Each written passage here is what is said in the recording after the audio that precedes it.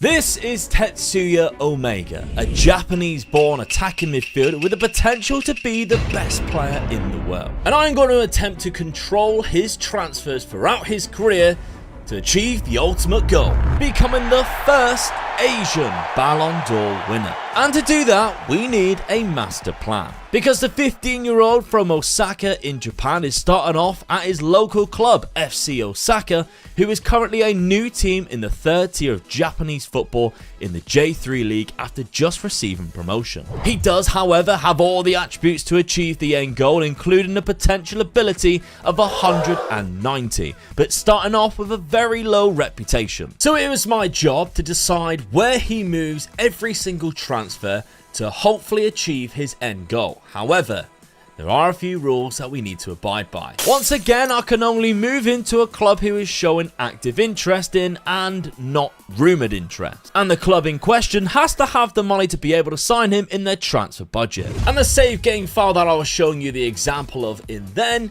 is the other caveat to this challenge, because I have also simulated throughout his whole career without touching any of the transfers myself to see if we can do better than what the AI would. Which is going to be a challenge in of itself, because not only did the first couple of seasons go well, but he got a fantastic move to the Bundesliga with Hoffenheim. So to kick things off, we have simulated the first season here in the J3 League at Osaka. What I've noticed, obviously he's 16 at the start, he does play quite a lot of games, so 35 games, 12 goals, 6 assists, 3 player of the matches. He's done really well, and Osaka, 18th place. That's just avoiding relegation by 4 points. So he's managed to keep them up. Now, as I said, what I've noticed in these, in the test one that I did and in the simulation one that I did where I didn't touch any of it, is that he doesn't leave until his contract runs out in 2025. So he usually has 3 years in Japan. Whether that's because his reputation doesn't really increase that much. Obviously, we can see he has gone up to around about 900 a home reputation, but his world reputation is only about 800, and that's out of 10,000. So you need kind of his reputation to grow a little bit for these European clubs to find him. I was surprised that no other Japanese clubs would look to buy him, but hey, maybe that will happen in this instead. So we've got to August of 2024, and this is where usually you start to see clubs start to show interest in him, and actually active interest. This is where bids usually come in, because he's got about 6 months left of his contract now.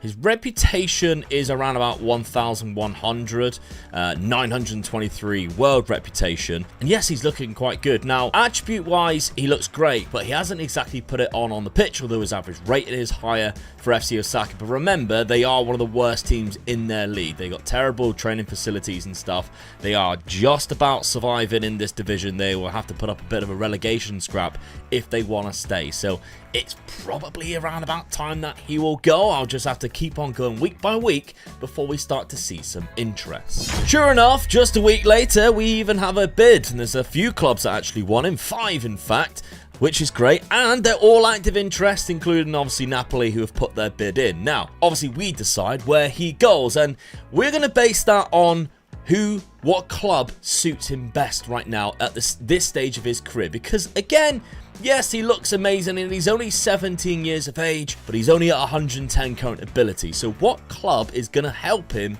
at this stage of his career the most to hopefully get to 190 as early as possible? There's no point moving into a club that may never give him first team football or isn't playing a tactic that will even fit his player role, because he can play across the front three. We've given him a lot of options here. Now, straight off the bat, let's have a look at Napoli, because they're the team that put the bid in. Walter Mazzari is their manager. They're currently 13th. Oh, it's because at the start of the season in Serie A. Now, great reputation. The training facilities is obviously 4-star, which is good. It's not amazing, but it's good. Tactically, though, this is where the problem lies, because why are they going to be signing him? And if Walter Mazzari stays there for a while because he's successful, he's never going to get a game, or they'll end up playing him out of position. So we ideally want a club who actually play a tactic that can fit his position in. Now we've got Arsenal, obviously better training facilities. They're in the Premier League. I think Arteta would use, obviously he uses wingers, but there's maybe too many players that are going to be stood in front of him in regards to first team football. So maybe we need to look elsewhere in that regard. To be honest, Liverpool's going to be exactly the same, although actually they've just lost their manager, so because that's definitely not their permanent manager. Jurgen Klopp's left. Where's he gone? PSG? Okay, so this current guy, we don't even know. We can't really judge. And right now, he's playing a 4-4-2, so definitely not. So maybe we could just cancel Liverpool out completely. Manchester United are 5-star training facilities. Have you seen Carrington? They've got tactic is still Eric Ten Hag's 4-3-3. I don't think, I mean, they've still got the likes of Marcus Rashford and Garnacho, so I don't think he's going to be getting into the team anytime soon. Which leaves Eintracht Frankfurt. Now, Christian Ilzer is their manager. They've got good training facilities, 3.5 star. At this stage of his career, this is obviously the team out of those 5 who he is most likely to play with, because they are, all the other teams are in Europe. They've probably got stronger squads. And looking at this, now, although they play a 4-4-2 diamond narrow, Mario Götze is the one which obviously fills the role that he might go in. He's 32 and unhappy, wants to move to a bigger club. This could be the catalyst for allowing Mario Götze to go if we bring in Tetsuya Omega into Eintracht Frankfurt, which honestly, I'd absolutely love. So that's exactly what we did, and I used the in-game editor to transfer Tetsuya Omega to Eintracht Frankfurt for when his contract expires in the January European window. And on day 1, he's literally just joined Eintracht Frankfurt. Let's have a look at where he got to in his development. 110 current ability, so he didn't grow that much at FC Osaka, but he's got a long way to go to reach that potential. But again, he's only 17, so he's still got a lot of time ahead of him. To put into perspective, he played 65 games for FC Osaka and scored 19 goals, so he had some great seasons, and actually finished off that season with 10 assists and 10 player of the matches and a very good average rating in the J3 League, which hopefully they didn't get relegated in. That would have been nice. They did. He survived again. So, I mean, that's his parting gift, I guess, for FC Osaka, is that they didn't get relegated the 2 seasons that he was there. Now he can enjoy his time at Eintracht Frankfurt in the Bundesliga. It wasn't long before Frankfurt actually sacked their manager and hired Dejan Stankovic instead, which actually benefits Tetsuya because the system he plays has all 3 of his natural positions in a 4-2-3-1, and he's been getting some game time. He even scored an equaliser in a big game against Leipzig very late on, and it was the only goal so far, and he started a single game with appearances from the bench and received very little development while in Germany. Stankovic didn't last long in the job, unfortunately though, as Urs Fischer came in during December of the 2nd season, just a year after Tetsuya's move. Frankfurt ended the season in 9th position, but it wasn't the best season for Tetsuya Omega. Although it looks like he played 26 games, he actually only started 8 and scored 4 goals with just 1 assist. He does have another season of development under his belt though, and now sits at 132 current ability, aged 19. Now in the test simulation where we didn't decide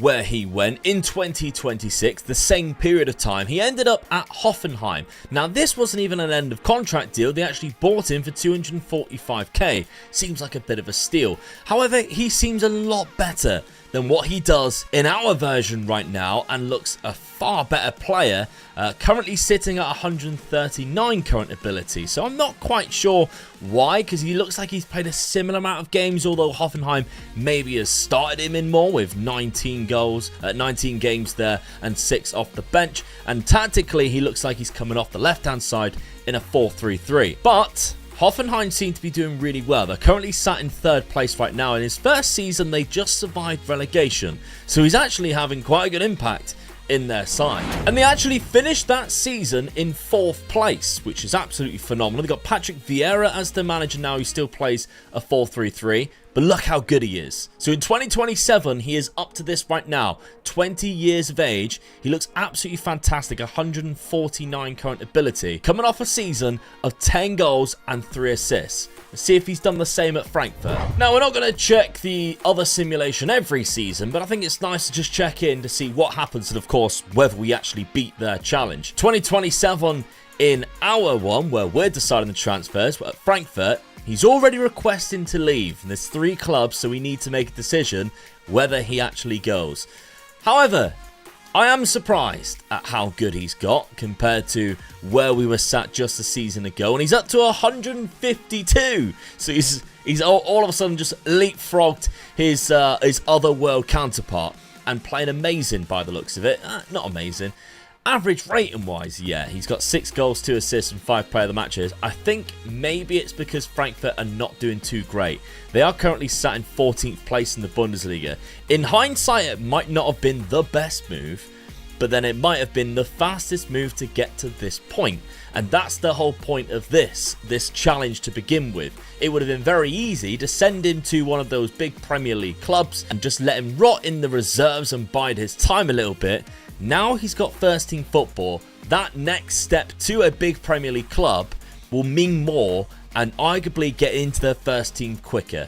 And I think that move to Eintracht Frankfurt definitely helped us get there. But I actually think, yes, it's time to move. And I think this could be the right time. Now, requesting a transfer means that we know he's only going to cost 64 million, despite him having his transfer value up to 95, which actually helps us in a way. But the clubs that are wanted, do they have that money? Now, active interest, all 3 are active interest, which is fine. Atletico Madrid are unwilling to make an offer while the transfer window is closed. I doubt you have the money anyway. It's Thomas Tuchel. They don't. They only have £25 million. They finish in 6th. And I don't think that would have been a good move. Atletico don't really tend to be that great on Football Manager. Even though Tuchel's really good as a manager anyway. Dalic is the manager of Tottenham, who finished in 8th place. They play a 4-3-3, so it could be a possibility. They have 4.5-star training facilities. They only have £2 million in their transfer budget. Have they just blown that on somebody?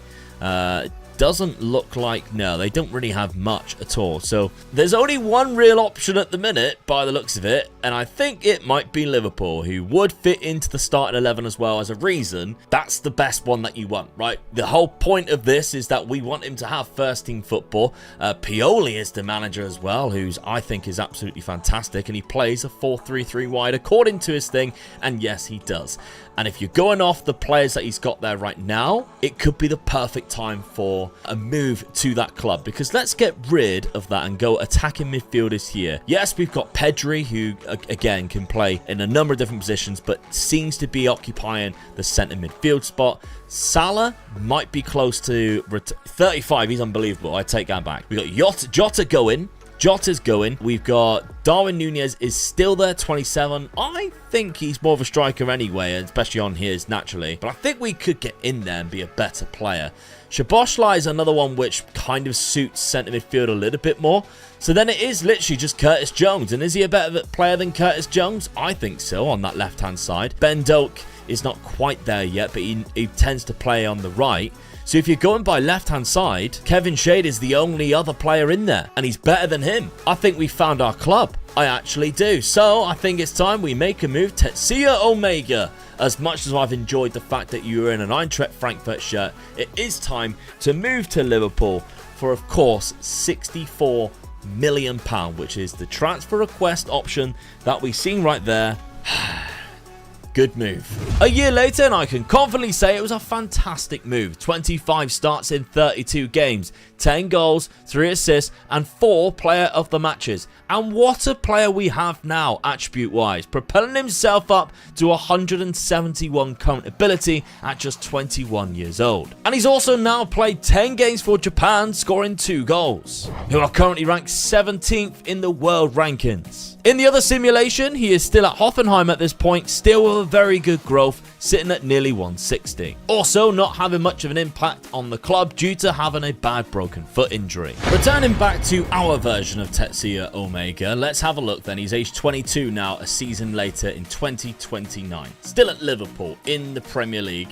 I do have some concerns, however.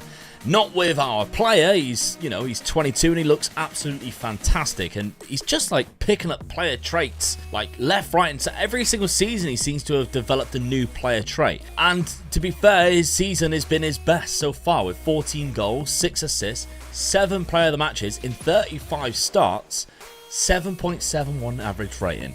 He has given me no concerns whatsoever, and if we take a look at his attribute, 182, he's almost close to the 190, potential, which is his maximum, of course, that he can get to.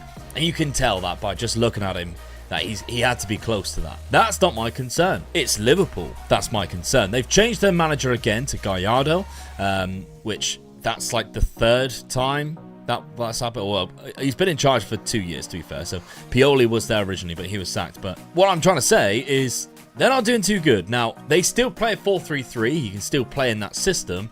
They're sat in 5th. They're just nowhere near. Like, they're not contending. They're not doing much. Like, have they even got money? What's going on is they got £212 million, which suggests that they have got... Yeah, they got a Tycoon takeover. I mean, actually, that was when, like, he joined, I think. I believe he had a Tycoon takeover then. But are they spending it? 82 million, but 31 out. 113 million, but 104 out. 180 million, but 134 out. They're just not spending the money that they've got. So the players around Tetsuya Omega aren't getting any better, and they're not going to be challenging for Premier League. However, as we know, we can't move him unless somebody wants him. So I'm just going to have to stick by it for now and see what happens. So far, the only trophy Tetsuya managed to pick up is the Carabao Cup. And as we know, trophies help to achieve Ballon d'Ors. So another year at Liverpool followed an even better season with a whopping average rating in the Premier League, where Liverpool finished in 3rd place and edging ever so closer to the top. With Gallardo still in place, Tetsuya's attributes have excelled again, and looking at his current ability, we are almost at his maximum of 190, which is great to see. But what's even better is Liverpool's run in the Europa League, as they went all the way to the final and defeated Monaco 3-2, with Tetsuya scoring 2 of the goals and winning man of the match, picking up his first major trophy in excellent fashion. In the AI simulation, a similar scenario is unfolding, as Tetsuya a couple of seasons later also moved to Liverpool for £94 million, and he has definitely jumped up in ability to now reaching 186, so a lot of comparisons are happening. Internationally, our Tetsuya Omega took his Japanese team all the way to the final of the Asian Cup, beating Thailand in the final and scoring the second goal as well, which is another trophy added to his cabinet and the competition's most valuable player too. Domestic football though, Liverpool slumped down to 4th place, despite Tetsuya having an extremely high average rating and scoring the most goals in one season so far in his career. And in the same season, the AI simulation, he's won the Premier League with Liverpool. I was just thinking in my head as this season drew to a close, the following season, 2032, that maybe we would need a move. And I was praying that we would, and we've got a wanted sign, so that's perfect. But before we have a look at who it is and whether they can even afford him, let's have a look at this season, shall we? So Tetsuya Omega, 25 years of age now, coming into the prime of his career, and he looks absolutely phenomenal, and he's at that 190. He has reached his maximum potential, and he's got probably the maximum amount of player traits as well. This season, though, was his best. 18 goals, 6 assists, 9 player of the matches, 7.75 average rating in 33 games. All of them were starting as well for Liverpool, finishing 4th, still under Gallardo. I feel like they're not pushing it any further. So Newcastle won the league, with Chelsea finishing in 2nd place there, who've got Evan Ferguson. Tetsuya Omega actually finished 2nd highest scorer in the league, even though he is a winger and predominantly played out on that left, I'd imagine, probably. So, I mean, yeah, he played on the left 52 times this season, 27 goals. So, any milestones? They won the FA Cup this season. That's good. That's very good, in fact. So, after winning the Asian Cup last season, the season before winning the Europa League, this season, the FA Cup. So, he's now won 3 big trophies in 3 seasons. But I still feel like Liverpool are not really pushing him to what he could do. £125 million spent, but £71 million out suggests that we're not really going up in the world here. No big money. It's a lot of little money being spent. So, who's he wanted by? Let's have a look. It's Chelsea, and it's active interest. Now, the trouble is he's probably worth way too much. 130 to 389. So it's not a no, but Chelsea would have to have like close to 200 to even consider it being realistic. I think that's the trouble. They got Maurizio Pochettino still. Remember, they are second in the Champions League. Did they do anything in the... They got to the semi-final of the FA Cup and quarter-final of the Champions League, but 179. Now, the last thing I want to check is the players around, and I think we could be good. We could be gravy here. So attacking midfielders, Enzo Fernandez don't count. Yeremy Pino is obviously going to be a contender, but at the same time is going to help the team. Nusa, he's definitely better than Nusa. He is definitely better than Nusa. Carlo Byron, looks like quite a good new gen coming through. Same as Carter. Yeah, he's not a bad new gen either, but I still think he's better. They got Joe Rego. Oh, but he's transferring out. So that might be why they are looking at doing this then. Gyökeres as well as on the bench, who can't play there naturally. That might be why they are actually looking at bringing him in. I'm going to go for it. I'm going to activate it. I think it's going to cost their whole budget. It's got to, because at the minute, he is absolutely exceptional. But for 179 million, I think we move to Chelsea and take the risk. Because although they're still in the Premier League, although there's still quite a lot of components that can prevent him from winning the league, I think being a Chelsea player is going to help him. Let's find out. Now, I think I was right, because as we can see, an even better season with his first in blue. However, he is currently unhappy after the Chelsea side failed to reach the latter stages of the Champions League, and that's because they could only make it to the round of 16 before being eliminated by AC Milan. They also dropped to third in the Premier League, and he had the second highest amount of goals and average rating. But incredibly, Tetsuya Omega finished in second place in last year's Ballon d'Or for his time at Liverpool, only behind the second coming of Mahrez, the Algerian right winger Buonanni at Man City. We are within touching distance. We just really need to hope his form continues and we win the big one. And I definitely think he can do that in a Chelsea shirt. Oh, that's made it harder. So, in the simulation with the AI, Tetsuya Omega is the Ballon d'Or winner. So we know he's capable of it. He's done it at Liverpool after a phenomenal season, by the way. 27 goals, 16 assists, obviously from that left-hand side.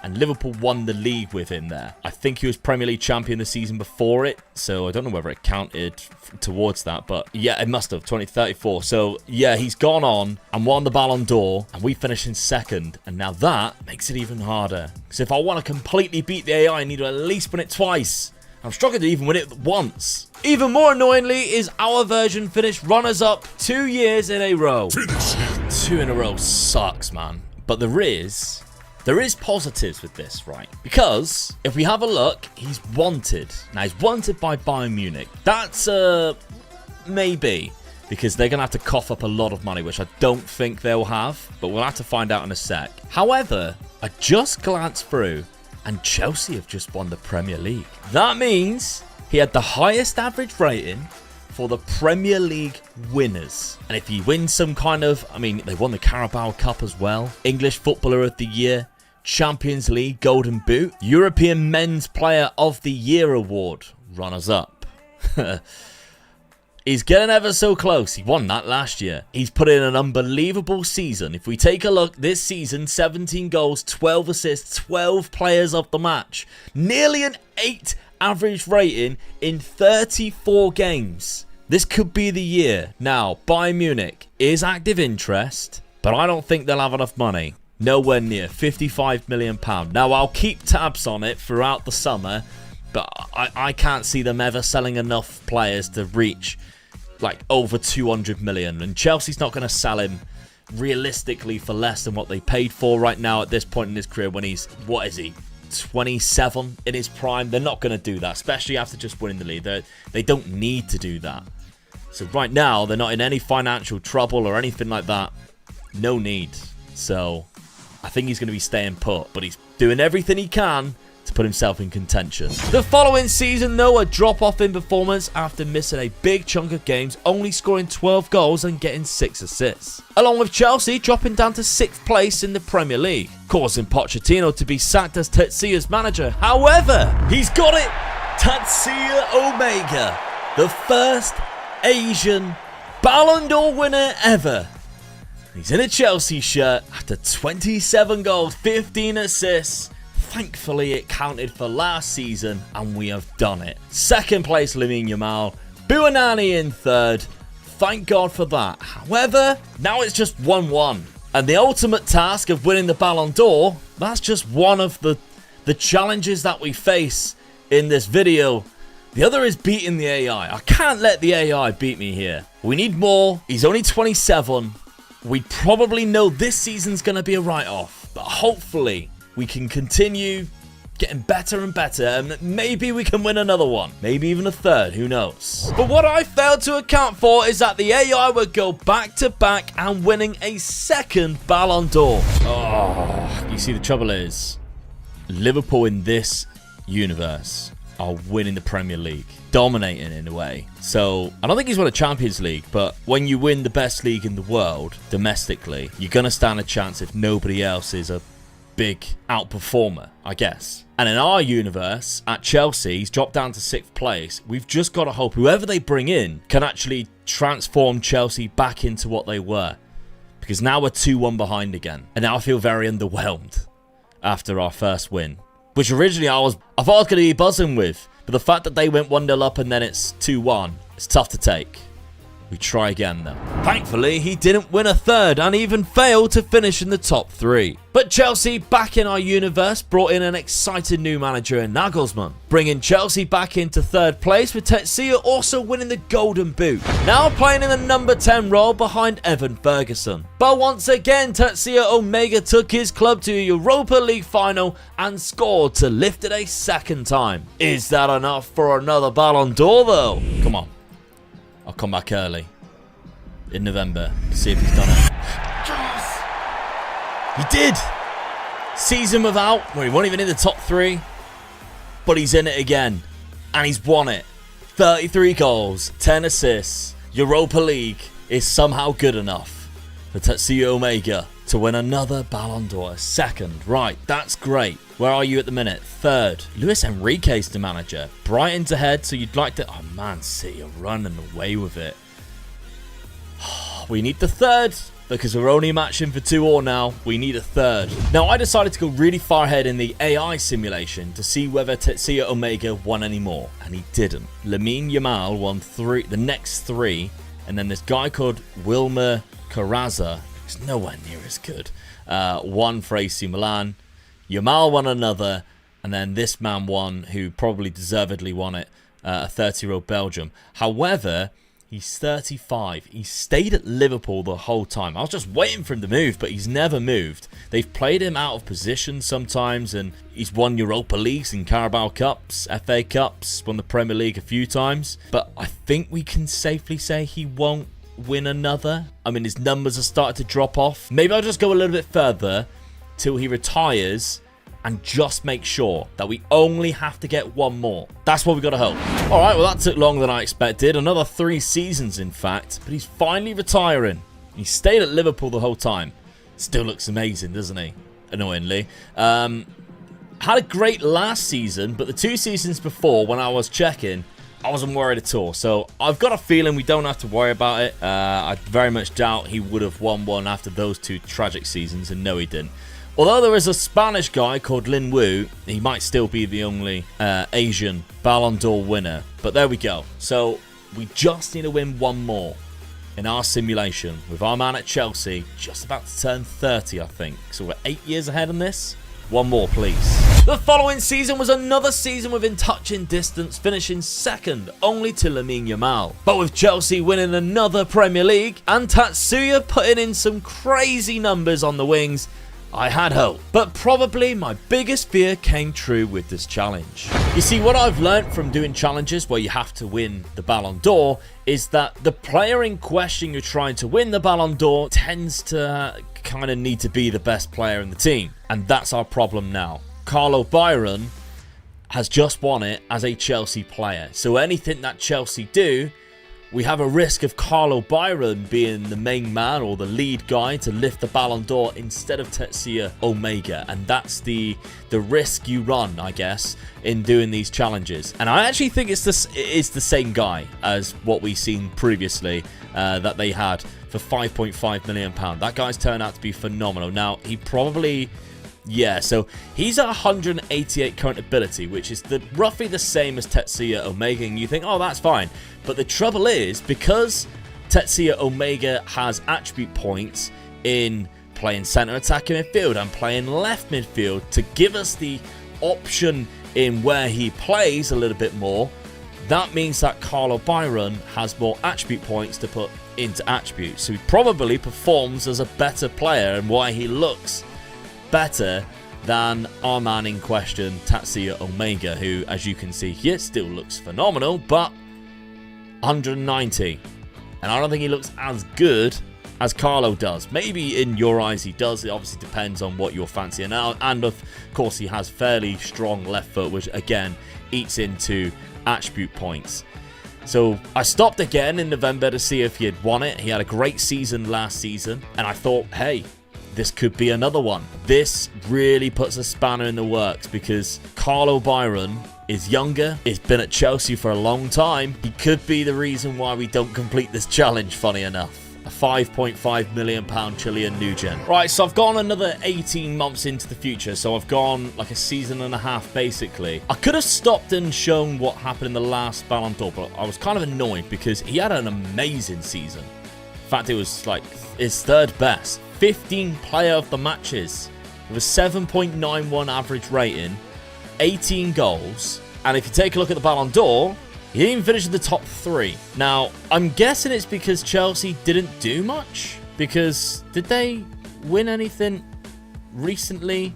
They become runners-up in the Champions League, which is why, again, I thought we could be in for a shout here.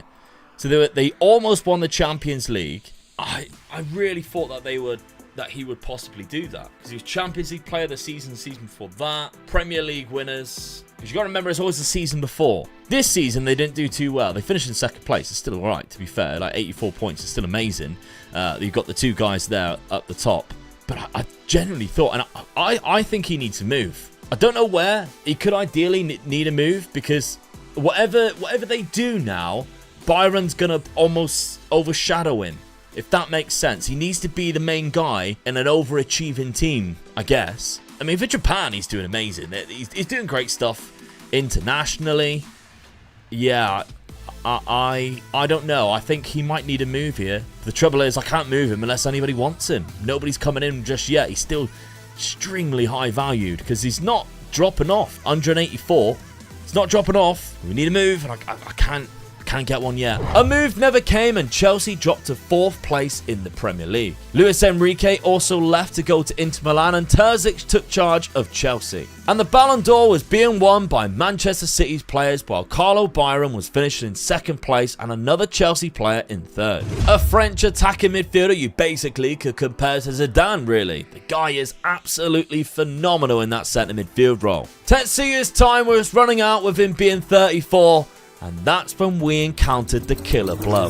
It's the dreaded Saudi Arabia have come in for the player, and there's no way of stopping him from moving. And if he goes to Saudi Arabia, we can definitely kiss any Ballon d'Ors goodbye.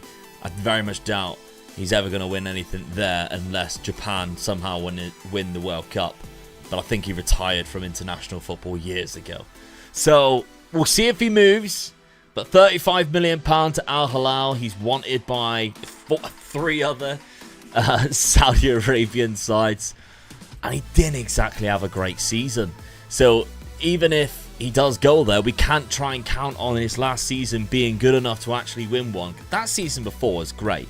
But that one is not. That's a bang average one in comparison to how well he's been doing for the last, 10 years. Because single digits. He hasn't had that since his time at Frankfurt. It's the last time he had single-digit goals in a league domestic competition. So yeah, I think that is the killer blow. It's on 450 grand a week just at Chelsea, age 34. They probably are looking to get him off their books, really. Nope, it couldn't be stopped. Tetsuya Omega moves to Al Hilal. The dream is over, I believe, ladies and gentlemen. Thank you very much for joining us on the journey. At the very least, we managed to get some Ballon d'Ors on the board. We've won 2. Wasn't back-to-back, but 2 in 3 years is absolutely phenomenal. And the amount of times he become runner-up as well, or just involved, is amazing. I definitely think the winger is easier to do than the striker. And if you haven't seen the striker version that we did, Kelvin Omega from Nigeria We started him in the English non-leagues. I'll put that on screen. But I hope you really enjoyed this. If you have, please make sure you subscribe because I'll be doing more challenges like this. Maybe you want to see me do it with a centre midfielder. Maybe you want to see me try it with a centre back and see if I can win a Ballon d'Or with a defender. Can it be done? Well, I guess I'll try and find out. Let me know down in the comments if you have any other suggestions, please. And if you haven't watched Glory Hunter, I'll put that on the screen here for you as well. Thank you very much. Enjoy. Today I'm going to holiday a game of Football Manager until I find a Youth Academy player that I want to help win a Ballon d'Or. But there is a problem. Once we find a player, we have to spin this wheel every season, which has some very positive and negative outcomes. And those outcomes could be make or break for how our player performs. So let's stop the simulation after the first season and see if we can find our player. 1st of June then, we should have had all of the Youth Academy prospects come through, all the new gens start to come through. Now on player search, because I've got the editor open, I can add the columns of player ability, or potential ability, sorry, and current ability. So if we sort by this, we can see any youngsters that come through. And unfortunately, by the looks of it, there's none that's above 190. They're all real players that we all know and love. Tommy Allen seems to be the first one. He's a midfielder from Villarreal with only 187 potential ability. We're looking for somebody a little bit higher than that. Now, Peña's also there at Bilbao. Still only 187. I think we go another year and then make a decision, see if we can find somebody then. Okay, so I've gone forward another year. I'm happy to keep simulating until we find somebody really good. But there's definitely new names there. So there's a goalkeeper at Dortmund, which I guess would be fun, but if there's like things on the wheel of change position, we can't really do that. So ideally, hello. So, Hirofumi Katayama, Japanese new gen, 16 years of age with 192 potential ability. Not bad current ability either. As a striker, this is the guy. This is the guy. He has 16 natural fitness, 16 aggression, which is great for like a pressing forward. He already has 18 for finishing and 15 for first touch. Passing ability is good too. Now, if he has good, like, hidden abilities or hidden attributes, that'll be even better. Professionalism 17, perfect. Ambition of 14, just enough. Loyalty of 10, so we don't mind moving around a little bit. The rest of it seems to be okay as well. I'm happy with that. All right, I think this is going to be our guy. We're going to add him to our shortlist indefinitely. We need to spin the wheel. Season number 1. Let's try and get Katayama a Ballon d'Or, which I think he might be the first ever Asian player to win it if he does. So as I mentioned, there's some good and some bad options on this wheel, including things like increase in attributes or decrease in attributes. There's some where if he gets a certain amount of goals, then it's a reward, but if he doesn't, it's a bad thing to happen. So there's loads of different options for us. Let's see what our first wheel spin is going to be. Hopefully it is a good one. That's not gonna be... Oh, right. This could be very bad. Actually, start 20 games or move to a club of choice. That's actually really good. All right, let's do that. Now, it goes without saying, we're talking about the first team. And right now, he's only in the under-18s for the... is it Antlers that he's playing for? No, Hiroshima. So if he manages to get 20 appearances in the upcoming season in the Japanese league, then he stays put. If he doesn't, we can move him to any club that we want in the world. So it's actually a positive outcome from that wheel spin right there. So we'll simulate his season in Japan and see if he manages to make those 20 appearances.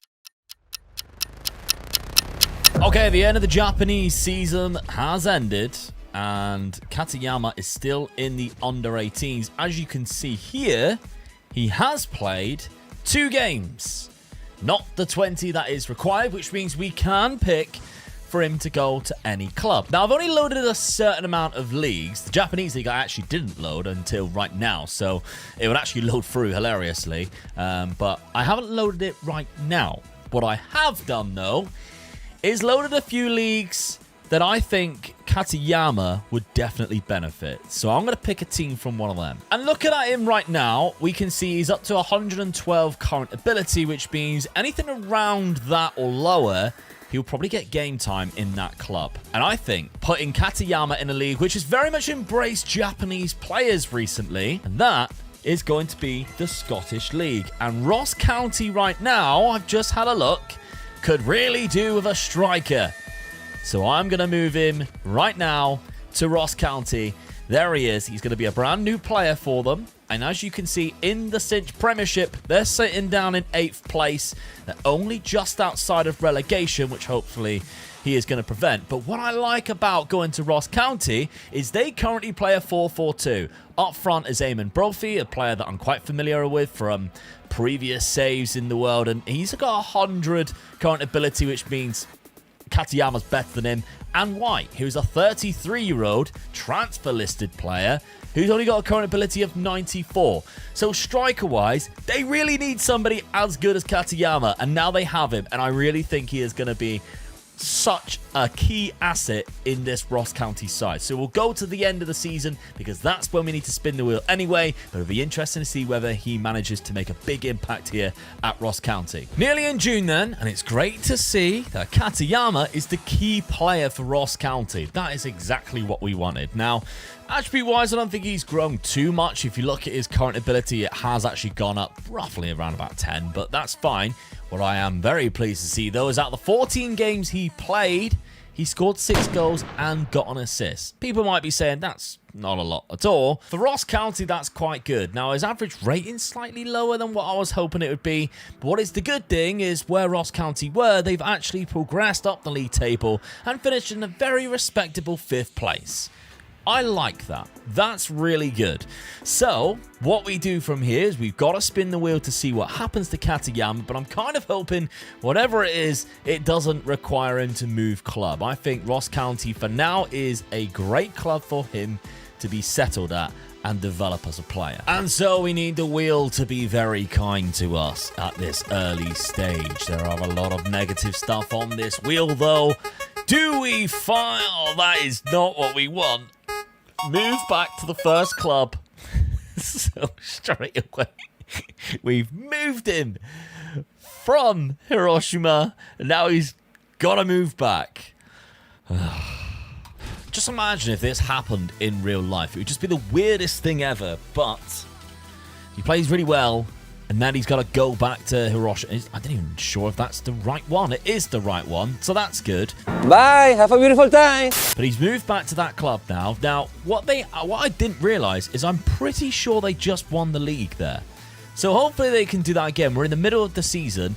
I'm not sure whether he will play any games, and that's the trouble. They've got Yakubu up front here, who is a very good striker, Aziz Yakubu, and they're only playing one striker by the looks of it.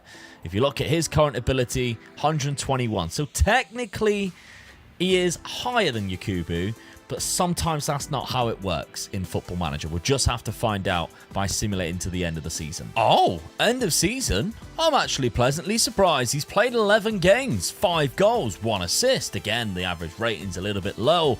But here at Hiroshima, he's doing all right. And I'll tell you what, there's progression. We've got 19th for finishing, ladies and gentlemen, and everybody in between. That's absolutely phenomenal. I mean, the guy can't jump, let's be real, but there is definite progression. I like that he's a good decision maker at only 18. Let's check that injury's not too bad. It's all right. We're all good. 15 for passing. This guy could be an unbelievable complete forward, but we're going to have to see. So let's see. He's gone up to 136. Wow. There's so much progression in that. They finish in 5th place, so after winning the league, they drop down to 5th, which isn't good. And we cannot spin the wheel until we get to the June. It's just a rule that I'm going to make, because that's usually, in European terms, when the end of season is. We can't keep spinning the wheel every 6 months. Now that we're in Japan, we'll keep on going with the June. So he will play a few more games in Japan. They start their season in roughly about February time. So we'll have half a season there before we decide what happens next. Actually, I was wrong. He won't play any more games in Japan because he's been moved to Chelsea for a £4.9 million fee in the January. Now, obviously, these things happen. We can't just prevent him from making any transfers whatsoever, but the wheel might decide that he has to move on again, and hopefully so, because he's only in Chelsea's under-21s. He did make 1 appearance in the Premier League off the bench, but that ain't going to help his development at all. He did make 17 non-competitive appearances, which means he is playing for the youth team, and he did get 11 goals and 4 assists. But the wheel might have other ideas up its sleeve. So at this point then, maybe a loan deal, which is here, where we get to decide where he goes, might be a really good idea. The worst scenario would be that we have like a goal target or something like that. Attribute increase would be good, but I don't know. This could be a tricky one. And it does look like it's going to be an increase of attributes, which increase 3 attributes by 5. That could turn him into a starting player if we're smart enough. He actually has a cap for Japan, which is kind of good. Now, the 3 attributes I've decided to go for is pace, acceleration, because those are 2 obvious ones. Adding those with 5 makes him go up to 157 current ability there, which is unbelievable. And I'm toying between composure, off the ball, and dribbling. I think I'm going to go with off the ball. I think that, up to a 19, makes this player look scary good. If we stop editing now, that's how fantastic he looks. He is a beat the offside trap away from being one of my favorite strikers here. So, I mean, that's really good. If we have a look at the recommended current ability, it's 160. So we'll move that to 160 so it doesn't start decreasing automatically. He could end up starting some games for Chelsea here. Chelsea are currently, by the way, in 4th place in the Premier League after this season. So we'll simulate another year and see whether he actually plays games and, of course, whether he develops as well. And then we've got to spin the wheel and hopefully it lands on something favourable again. Awesome. 1st of June, we're back. Let's have a look. Well, there he is. 169 current ability. Still at Chelsea. He's on 66 grand a week. He's had more caps for Japan. We've got more goals than he has actually caps, which is amazing. Now, you can see some little bit of progress going on here. This is fantastic. He already looks unbelievable. Did he play games? He did. 22 appearances, only 5 starts, but 5 goals, 1 assist. It's not bad. It's not amazing by any stretch. For the Youth Academy, he did play 27 starts, 1 appearance off the bench. Got 18 goals there with 11 assists, so that's good. We need that to be more. So, I mean, he's only 19.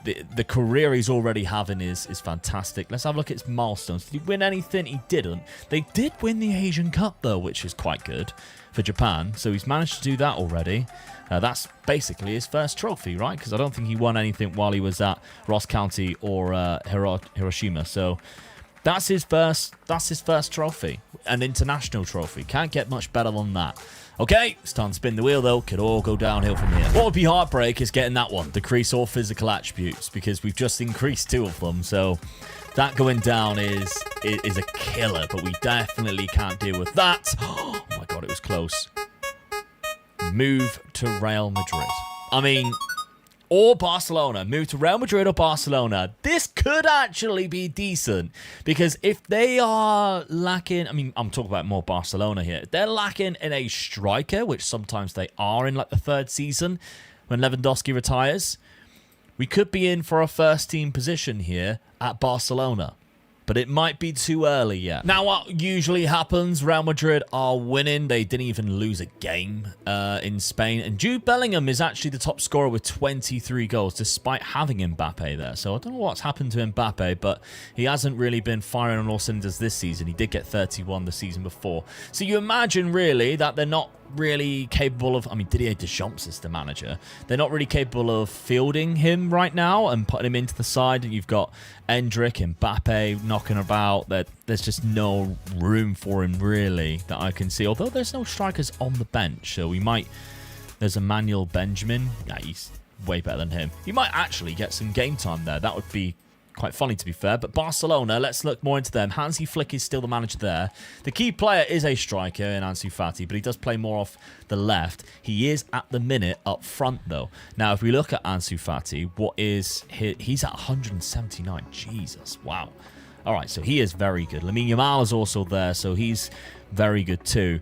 Am I being silly here, or is the better option actually go into Real Madrid? Because it kind of like they got Vitor Roque, they got Ferran Torres you can play up front. They've got a lot of options to play up front. They've got this man here, he's a youngster, Spanish as well. He's probably come through the youth academy. He did, so they're more probably going to favour him than anybody else. I think he might actually have to go to Real Madrid. Well, I'm making the call then. I mean, they've already got Mbappe, who's got great acceleration and pace with good off the ball, but the Japanese Mbappe is going to Real Madrid, and I didn't think that would be the case. But even though they only play one up front, they don't seem to have that many natural strikers. Just the two of them. Rodrigo can also play there too. Maybe I'm being a little bit harsh on him there. But, I mean, let's just stick him for 100 million. Because as I feel really harsh that Chelsea don't get anything despite paying for him. But there we go. He has now moved to Real Madrid for £100 million. That transfer will hopefully come up in a second. But that is thanks to the wheel. There he is. He's now at Real Madrid. Still hasn't come up there. Never mind. But let's see if he gets some game time at Madrid when we go and simulate the next season before we spin the wheel again. I am nervous right now. Did we make the right move? Did we make the right move with Katayama? Oh, whoa. He looks class. 27 starts. And he only got 9 goals. 8 assists. 6 assists, sorry, I can't read. Good average rating. I think we made the right move. I genuinely do. I mean, in that as well, international, he scored 19 goals in 18 games for Japan. Just this season, which is mental already. So his goals per game ratio for Japan is 19 in 19, which is phenomenal, but he's developed quite well. I mean, obviously, we give him the boost before. We never gave him the boost in terms of finishing. That's just gone up to 20. But the 20 off the ball, the 20 acceleration, the 20 finishing is fantastic. Katayama is a bit of a beast now. Milestones. Yes, he's won the Champions League and La Liga. Come on, the Super Cup. They didn't win the Copa del Rey, so they've won the Champions League already, age 20. So they beat PSG in the final. He was the top scorer of the competition. Now, he played in the final, which didn't do very well. But he did play in it. Bellingham was on the wing. What a They've bought Rodri. They have Rodri and Camavinga as DMs. Is it still Deschamps? It is. That's hilarious. Mark Gahey, Josh Deutsch is in there. Delo. It's a very weird Real Madrid side. They've got Rodrigo on the bench. I guess Vinicius Jr.'s moved on or he was injured. But this is phenomenal stuff. So he did score in the final. They just won 2-0. But he did get 10 goals in the competition. And they won La Liga. So let's see that. How much by. Obviously, last season they were unbeaten. They lost 4 games this time round. Some silly losses as well. They didn't even lose to Barcelona. Oh, we definitely made the right decision. Barcelona finished in 3rd. Jude Bellingham was still the top scorer of the league again. I don't know how he keeps doing this from, like, left wing. I mean, obviously, he's a fantastic player. Well, from right wing, sorry. But, yeah, he's getting more goals than Mbappe. This is such a good move. And there's only one thing that's going to ruin it now, and that's the wheel. So I don't know how it's going to do it, but I've just got a feeling we've had too many good ones in a row. We've had too many good ones in a row. He's moved to another big club. I don't know how he's landed on that, but now we're off back to the Premier League, and we'll go into Manchester City. I don't know how that's going to affect whether he wouldn't have won the Ballon d'Or. He didn't do well enough, but he's going to Manchester City. It's not a bad one. At this point of his career, when he's that good, it's not bad. Okay, so now he's at Manchester City. What I will say is all of the ones which I've put into move clubs on the wheel, the bad ones were move to Man City, move to Real Madrid or Barcelona, because it's kind of like, well, at that point of his career, he might not be ready, but the attribute one really helped. So at 20 years of age, he's now at Manchester City. There could be a downside, though. That downside being, I mean, they haven't got a manager right now. But if a manager comes in who only likes to play one striker, he isn't going to get it past Captain Erling Haaland, who is at a, got to be 190 at least. 195. Maximum potential, 195. So he's not going to play in front of him instead. So tactically, I mean, if it was this 4-3-3, we wouldn't stand a chance. Doku is in there because I guess Haaland was injured or something at the end of the season, but they finished in 2nd place behind Arsenal. The previous manager, Erling Haaland, was the top scorer. Only got 19 though. The previous manager was still Pep, who was sacked with 19 cup wins and 10 league wins in a span of 13 years. So that's crazy, isn't it? So it could be make or break for him here at Manchester City. And if it is break and Erling Haaland sticks around, we could be in trouble, depending on the manager who comes in. Oh, the man who got the job was Luis Enrique, and he plays 4-3-3. Again, I don't know whether this is going to be very good for us or not. If I had to guess, I don't think so. I think Erling Haaland's going to play pretty much every day at striker, and there's no shadow striker role. So unless he changes it because of the team. Because, I mean, sure, if you look at him, he's 186. He's almost close. I mean, you've got this striker as a secondary striker now, and you'd be on your bench? Like, come on now, you make room for him, surely. I am so torn because, on the one hand, Manchester City just won the league. Luis Enrique is in charge, playing a 4-3-3, which means Erling Haaland played the majority of the games up front, as you can see here. He played 48 games and scored 28 goals. That suggests he was the striker for pretty much all the season. But, I mean, I can't even scroll down, which is weird and annoying at the same time. If we have a look at the strikers, Katayama did also play 32 games in the league, 31 starts, and he got 9 goals. I think he's been playing centre mid because that's turned into a natural position, which he already could do quite well, and he's developed player traits like light speed, the offside trap, which would be perfect for a striker who has 20 acceleration, 18 pace, and 20 off the ball with really good finishing ability, but he's doing it from centre mid. So yeah, I'm torn. They won the Premier League, so he's Premier League champion. He didn't do anything. Asian footballer, young footballer of the year, so he didn't win anything. With the ultimate goal, of course, being the Ballon d'Or, I don't think he's going to be able to do that from centre midfield, and that's why I'm kind of torn. It's great that he's still playing because I think he's actually reached his full potential now, or at least very close, 191. So he's only one attribute point away from being at his maximum potential, and he's only 21 years old. But you ain't going to win any Ballon d'Ors from centre midfield, my friend, when Erling Haaland is banging in goals up top. I mean, Kylian Mbappe won it last year with Jude Bellingham finishing in second. That Real Madrid side obviously won the Champions League.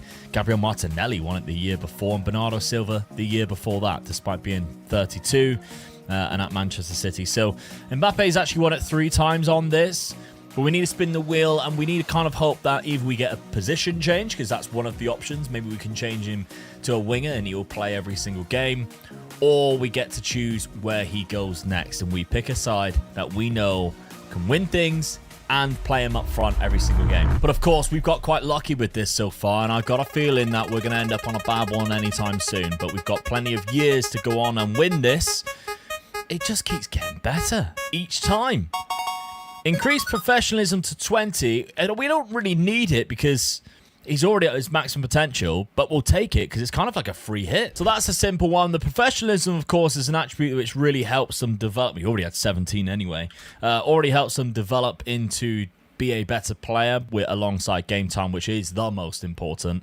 So yeah, we just carry on going and simulate another year, I guess, and find out whether or not Luis Enrique decides to play him up front or keep him in centre mid. Another season at City. We are wanted by Inter Milan, but not for sale, so I doubt we'll see a move. And we're still at Manchester City and still scoring just around about 7 goals, 8 assists, 1 player of the match, which again tells you that we're playing centre midfield. We're 3rd in the Premier League, Luis Enrique, which is not great at all. Arsenal won it, but Newcastle also finished in 2nd place. Oh, that's not good. We need the wheel to move us on, really. That would be the perfect scenario for us. Did he win anything milestone-wise? Super Cup? Oh, they were Champions League winners last year. Did we miss that? I felt like we missed that. We did. So they won the Champions League. That's good. Oh, that's because we're coming back on the 1st of June. Maybe they won it this year as well. No, PSG won it.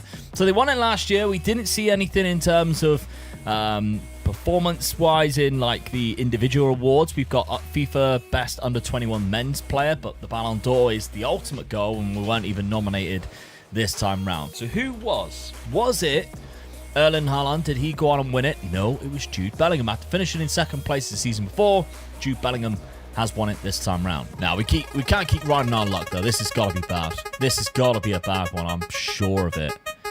Oh, here we go. So, add or remove 3 player traits. It keeps getting better. This is actually a really good one for us. So going off the fact that he is playing centre midfield here, I think we need to really think about that, because we could now turn him into a type of player that I love to have. We get forward whenever possible. There's one extra. We could have arrive late in opponent's box, which would be quite good. There we go. Arrive late in opponent's area. That's always good for cutbacks and stuff like that. Now, I think we need to also look for either tries killer balls or shoots from distance. I think tries killer balls because we are going into a centre midfield area, and he is unbelievable with his feet and passing. So let me just find that first. And then, there it is. Tries, killer balls.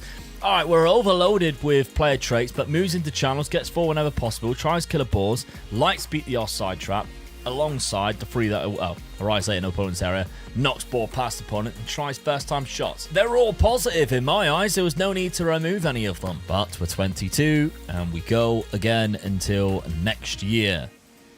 Come on.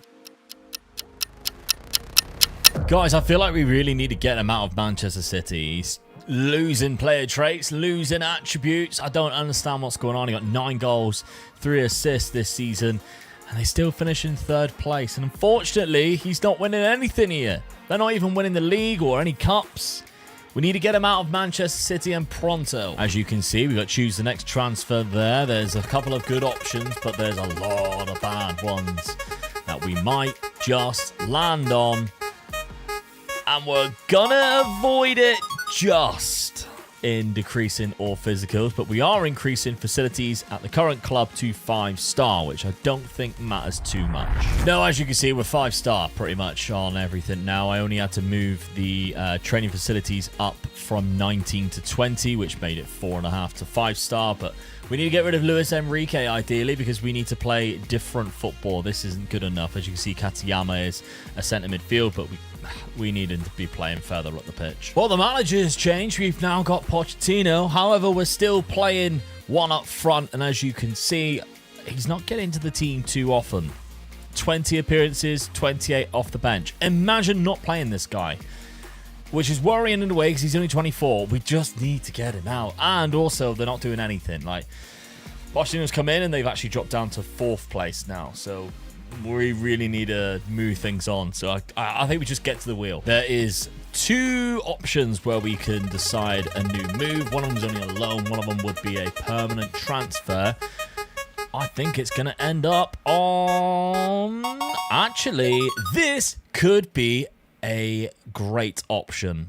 So, we have to change a position and remove a current natural position. That's good news. And let me tell you why. Because we play, well, Man City play 3 across the front line here in behind Erling Haaland and then 2 DMs. Now, the 2 DMs is no good for Katayama because they've tried to play in there, as you can see here, but he's natural as a centre mid, natural as a striker. If we're going to remove one of them, it's going to be the centre mid.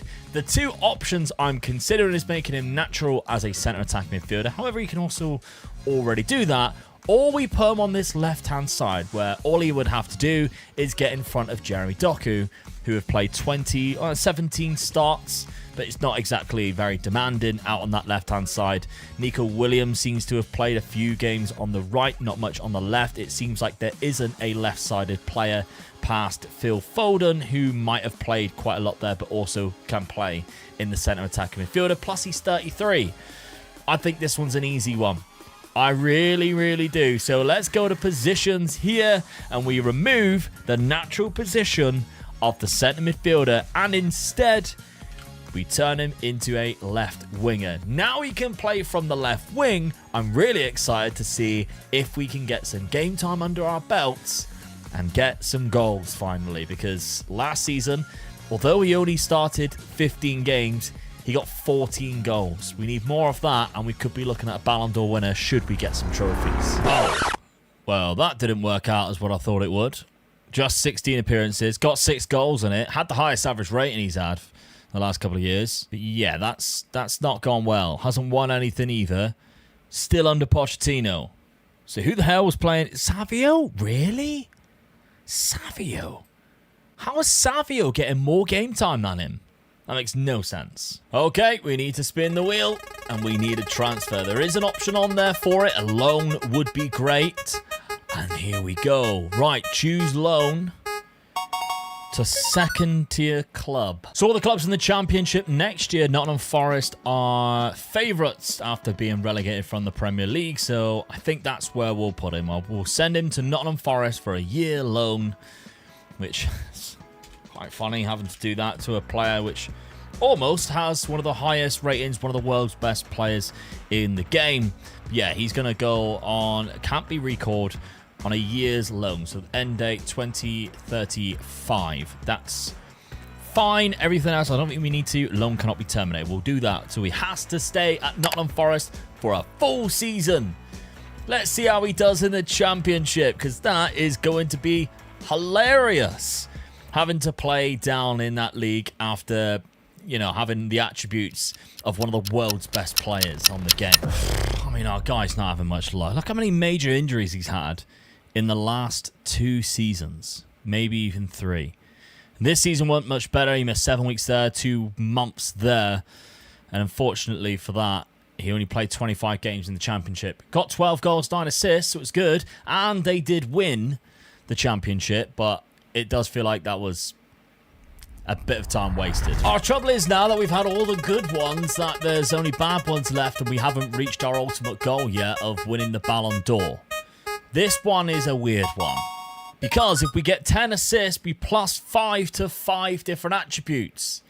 The trouble is, we need game times to get the 10 assists, and I'm only counting it in the league. So if he gets 10 Premier League assists, we can plus 5 to 5 different attributes. That would be massive. Also, the trouble is, will he get ahead of Savio again? Because Savio is still there at 31. He's not better than him, but we still have to put up with that. But there's no Erling Haaland. Erling Haaland has left. I think he might have even retired now. He is actually just a free agent at age 34. Why would you let him go? Like, he's still unbelievable.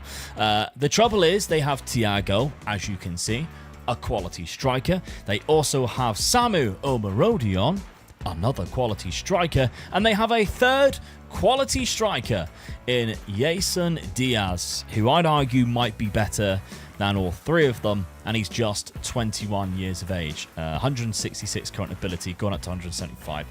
Will he play Katayama or not is the big question in my eyes. It's just typical when we've got a challenge to get more assists, then he plays up front for like the first time in, what, nearly 7 years? He scored 21 goals in 34 appearances. It's good, it's not great. 5 assists, unfortunately, so we don't get to add any attributes, but it was a good average rating. Now, for Katayama, actually, to start the game, I was surprised up front. Didn't do anything in terms of competitions, though. Finished 2nd in the Premier League under Pochettino. Chelsea, unfortunately, beat us to the Premier League. Oh, we need to win some competitions if we're going to win the Ballon d'Or. That's just not going to happen without doing just that. Choose next transfer. That is exactly what we needed. Now, this is where we can kick on. We're about to go into his prime years as well. We need to make sure we make the right move. Now, I am kind of torn. Jude Bellingham has won the Ballon d'Or 4 years in a row there, which is his 5th or 6th Ballon d'Or. But Real Madrid have won the last 6 in the last 7. So it would be smart to go to Real Madrid, but they also have Endrick up front. They are winning the league. They got Endrick up front, who is quite decent, but he can play elsewhere. I mean, would he get in front of Endrick? I think he should. Plus, Endrick's 29. I think that's the move we make. I was considering going to Barcelona, but their team is, to be quite frank, it's quite trash compared to what it was. We now have 20 for finishing off the ball and acceleration after that season at Manchester City. This should be a golden opportunity to go to what I think is the best team in the world right now on this game. And he left for free, so we can go back for free. He's had a very weird career because he's gone to Real Madrid for 1 season, then went to Man City, Forest on loan, back at Man City. Now he's back at Real Madrid. And he played Ross County, don't forget. So there we go. Okay, so let's see if he can do it back in La Liga again, because he had a good time there. He got 9 goals. He just wasn't scoring as many as what we'd hoped. Now we are talking. This could be the season. By the way, look how good he is. His attributes keep developing depending on what position he tends to be playing in. He's been playing up front. The finishing's gone up. The composure looks great. And as you can see, 21 goals with 4 assists and 4 player of the matches. It's not amazing, but it's enough to be winning the La Liga this season, the Super Cup. They haven't won the Champions League. I'm kind of curious where they finished in terms of the Champions League. But in La Liga, he was the joint top scorer with Popovic, who seemed to have played less minutes. So that's good. He's been starting games. That's exactly what we wanted to see. Now, Champions League, they actually only got to the knockout playoff round before being beat by Liverpool. That's not good at all. So we need to improve that if we wanted to win the Ballon d'Or, who obviously we were on a bit of a run with the Ballon d'Or in terms of Real Madrid players. It's now gone to Inter Milan, who was the other team I was considering sending him to because they were amazing. Sebastian Torres is their winger. They had some cracking players, and Mikel Arteta is the manager. Just put in perspective, this year they won it quite comfortably. The season before, where I nearly decided to move him there, they only lost 2 games and won 36. Which is the reason why I almost sent it, but they haven't been doing very well in Europe, so I sent it to Real Madrid instead. Might be a mistake, who knows? But I am pretty sure we only have one good thing on there now. Well, sign one player to your club's quite good, I guess, as well, but score 15 goals or something is actually something bad. All right, don't get it twisted there. How do we keep doing this? How do we keep doing this? Sign one player of the same nationality to Real Madrid. So we've got to give him a Japanese player to go alongside him. It turns out Japan's got a couple of really good new gems that have come through, as well as Katayama. Obviously, we're not going to give him this guy because actually we could do. Because he's actually better than the 2 that I was looking at. But 2 of them are at Leipzig. One of them's a left winger, which is this guy here, 27. And then Take is a right winger, but he also plays up front, so we don't want to give him anything like that. But Tanabe is just a solid right winger. So I think we move him to Real Madrid as our player joining us from the same nation. Okay, how did our 2 Japanese players at Real Madrid do? Well, Katayama is 29 now. It's good to see that he's still at 192 current ability. He might start to decline in the season or the couple of seasons after because his natural fitness is quite high. He might hold on for a little bit longer. What a season! 25 goals, though, with 8 assists. Oh, that's good. Now, Continental competitions was 11-12. That tells me they didn't get very far in that competition. They did win La Liga, though. Barcelona's down in 4th. Oh, 10 points clear at the top. He wasn't the top scorer. So they won La Liga. Did they win anything else this season? They didn't. He also has not won the Ballon d'Or. But what he did get was the FIFA Pro Player of the Year, runners-up. So that's not the Ballon. That's the Ballon d'Or there, but that is pretty close to who usually wins the Ballon d'Or. Barcelona player finished in 4th. How's they done that? I mean, he's good, but really, did Barcelona win anything in the last couple of years? So they finished so far down in the league. They win the Champions League, 2037. We need to be winning the Champions League, and that's the trouble. Oh no. He got to the final. Was beat by his old club, Man City. I swear to God, Thiago scored as well. I knew it would be that player. That Brazilian striker. I just had a feeling. Did he play? He did. 6.5. That's embarrassing. Who the hell's Chewy? Isaac Chewy. Well, he's pretty good, isn't he? Chewy's pretty good. Hey, if you're enjoying the content, by the way, make sure you drop a subscribe. We're on our way to 150k subscribers. You got this far in the video, you must be enjoying it. This is a 50-50 spin. We've been quite lucky, to be honest, because all the other negative ones, they've come at a time where we were all right with them happening. So I guess we'll have to see how detrimental this one's going to be. There's only one that's attribute-wise, and we've gone past it. In fact, we're increasing the pace and acceleration by 5. And I know one of them's already 20, so we're just increasing the other one to 20 as well. Okay, so 20 pace, 20 acceleration. We've also got 20 off the ball and 20 for finishing. This guy should be absolutely destroying defenses, but hey, it's worth a goal to see if we can win that Ballon d'Or next season, because we need to win, arguably. I mean, he might get it off the back of just finishing runners-up in the Champions League. It's unlikely, don't get me wrong, but it is possible because he's been very good in La Liga. If there's no other standout talents, he might win it off the back of that. I should also say, once we run out of options on the wheel, that is the challenge over. And he'll be about 33 anyway. But here we go. 30 years of age now, Katayama. Looking great. Attributes have started to drop, though, as you can see on the physicals, we're down to 19 on each. That's a good season, though. Another good season. I mean, 25 last year was great, but 21, again, to keep it consistent, but the high average rating is what I've seen. That is amazing. Milestones. We've got treble winners. Beat Manchester City in the final. Oh, please say he scored. He did. He got the winner. He got the winner. Technically, I mean, they scored after, but he technically got the winner. He got the second goal of two that was scored. We've also won La Liga, only losing one game. I mean, we only won it by 3 points, but still only one game is phenomenal. Barcelona have got a German striker who won the top goal scorer, though, and Copa del Rey winners against Villarreal in the final. He didn't score in that game, unfortunately. He also didn't play in that game unless he... Oh, he didn't. He was, yeah, you can see he probably would have. He was just a little bit tired. Right, well, I take it he didn't win the Ballon d'Or this year. I spelt it wrong as well because obviously nothing really happened last year. We've got a Benfica player who's actually won it this year round. But next year, if he hasn't won it then, I doubt he ever will. Just be kind to us, Wheel. We don't want the decrease or physical attributes. That would kill him for next season and really ruin our chances. However, score 15 goals or -10 finishing. That's just league goals as well. So he's got a target ahead of him. If he doesn't score 15 La Liga goals next year, -10 for finishing. But again, he might not need it because this is always awarded in the November time. So, I mean, October. So all we need to do really is go to November. And if he hasn't won it then he's got to hope for a very good season next year or next season too to try and better what he's just done. Okay, November, we should have a Ballon d'Or winner on our hands. Who is that? Christian Centine. He didn't even make the top 3.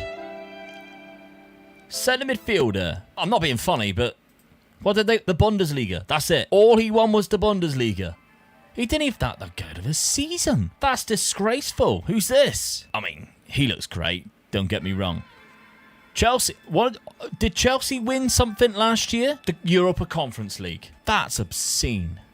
Well, that's tough. How's he started the season? We top? No, we're struggling as well. We've lost a couple of games, including one to Barcelona, but he has scored 6 goals.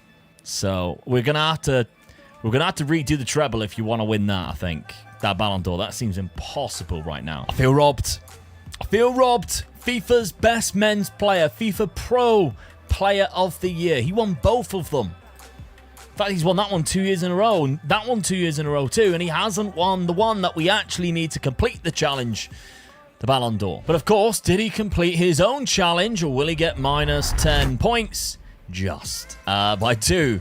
So if he had 15 or above, so if he had less than 15, we would have had to have reduced his finishing down to 9. But we don't have to do that. He's 31 years of age. We've got one more spin left of the wheel. Pretty obvious what we want here. Decrease all facilities down to 1 star, or decrease all physical attributes, and we get the facilities. We will avoid the decrease all physicals. Once that happens, we can pretty much kiss the Ballon d'Or goodbye. So decrease all facilities to current club to 1 star. Now, weirdly, Real Madrid actually finished in 2nd place in La Liga, so that isn't looking too good. But as you can see, I've reduced their facilities down to 1 star on each, and we can carry on. And hopefully, I mean, it stands an outside chance just because he's a good player.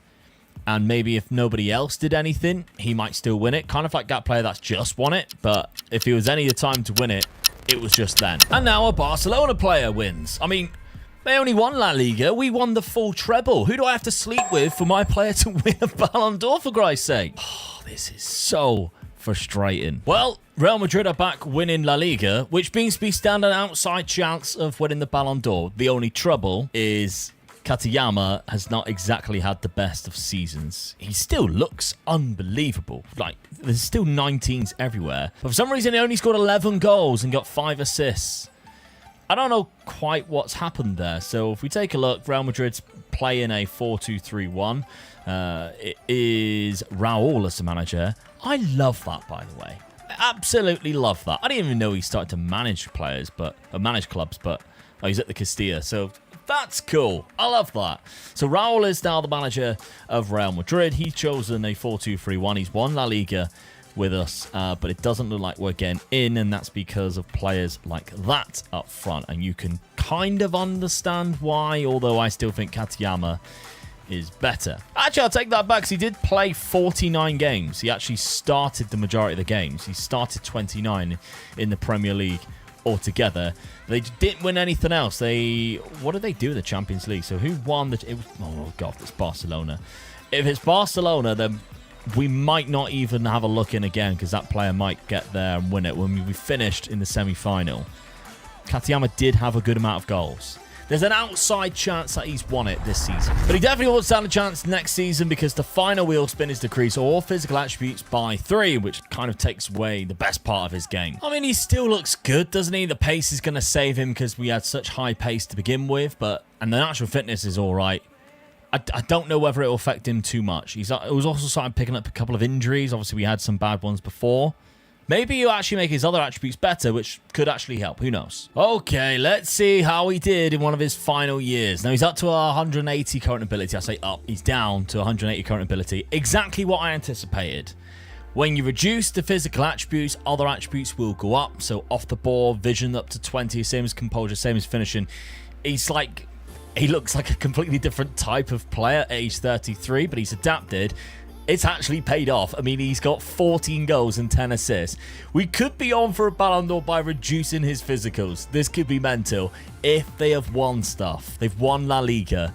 Now, I very much doubt he would have won the Ballon d'Or last season, despite winning La Liga. No, an Arsenal player's come in. 30-year-old Iranian centre mid who looks like what a weird player, but I wouldn't know where to play him. Where would you play this guy? In all seriousness, comment down below. Iranian player, I would play him, and then say what you would use him as. Centre midfield on attack? Kind of looks like it. I mean, he gets forward a little bit. I don't know. I diverse. Anyway, again, he's not in the top 3, though, which is concerning in a way, because he has been phenomenal. So, the final chance for us to win the Ballon d'Or, we have no more wheel spins, is just to get to whoever won the Ballon d'Or this year. Okay, it's November. It's the final chance for our chosen Wonderkid to win the Ballon d'Or. Has the Japanese sensation Katayama won the Ballon d'Or? No. He hasn't even finished in the top 3 once. Another Real Madrid player has won it, though. And you can't help but looking at that and going, I mean, he's good. Did he deserve it? I've clicked off it there. Good average ratings. I genuinely think Champions League Player of the Year, Europeans Player of the Year, probably yeah. Probably yeah. I feel bad for Katayama. He's on the decline of his career now. Still looks absolutely insane. What a career he has had, but no Ballon d'Or. I hope you've enjoyed the video anyway. If you want to see more like this, then let me know down in the comments section.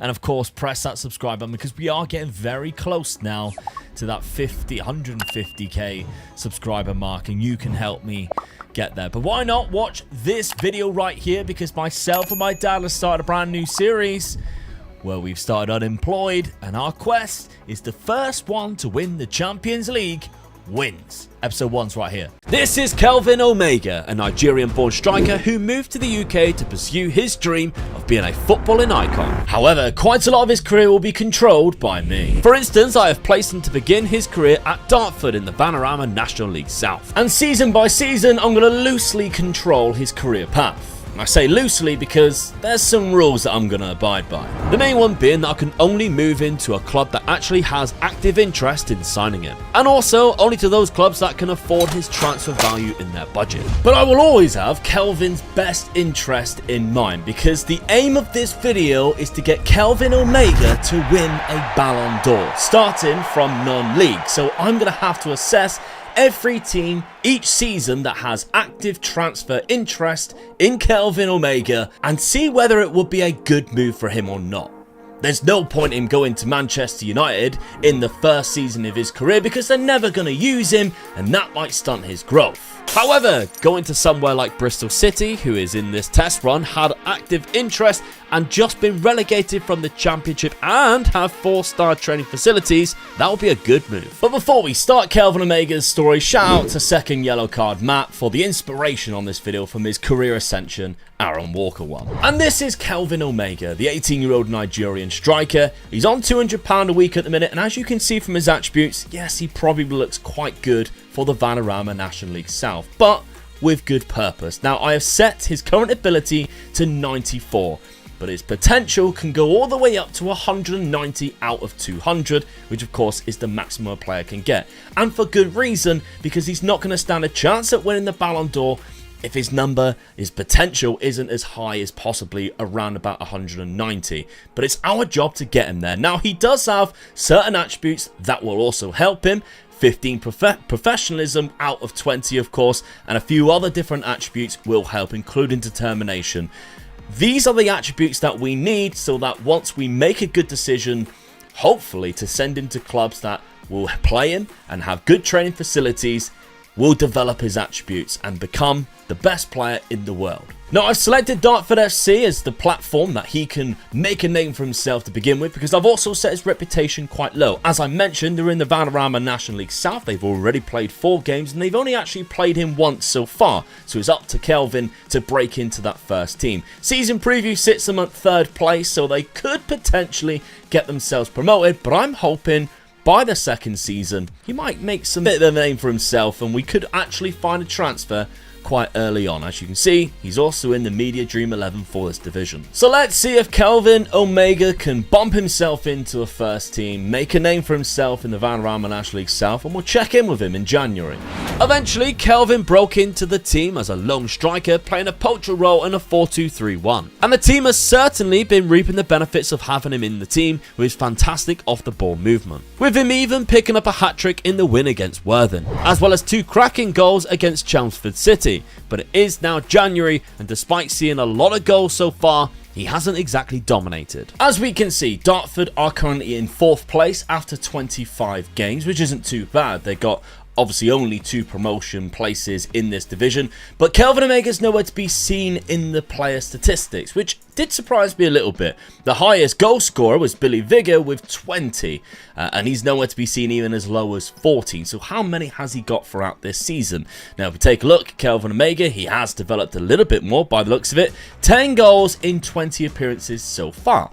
Again, so he's not dominating, and that's 20 starts as well, and only 1 penalty, 2 player of the matches, and only a 6.81 average rating. But still, currently, no active interest, so we can't make a move just yet. I wouldn't really want to either. Let's give him a season at Dartford.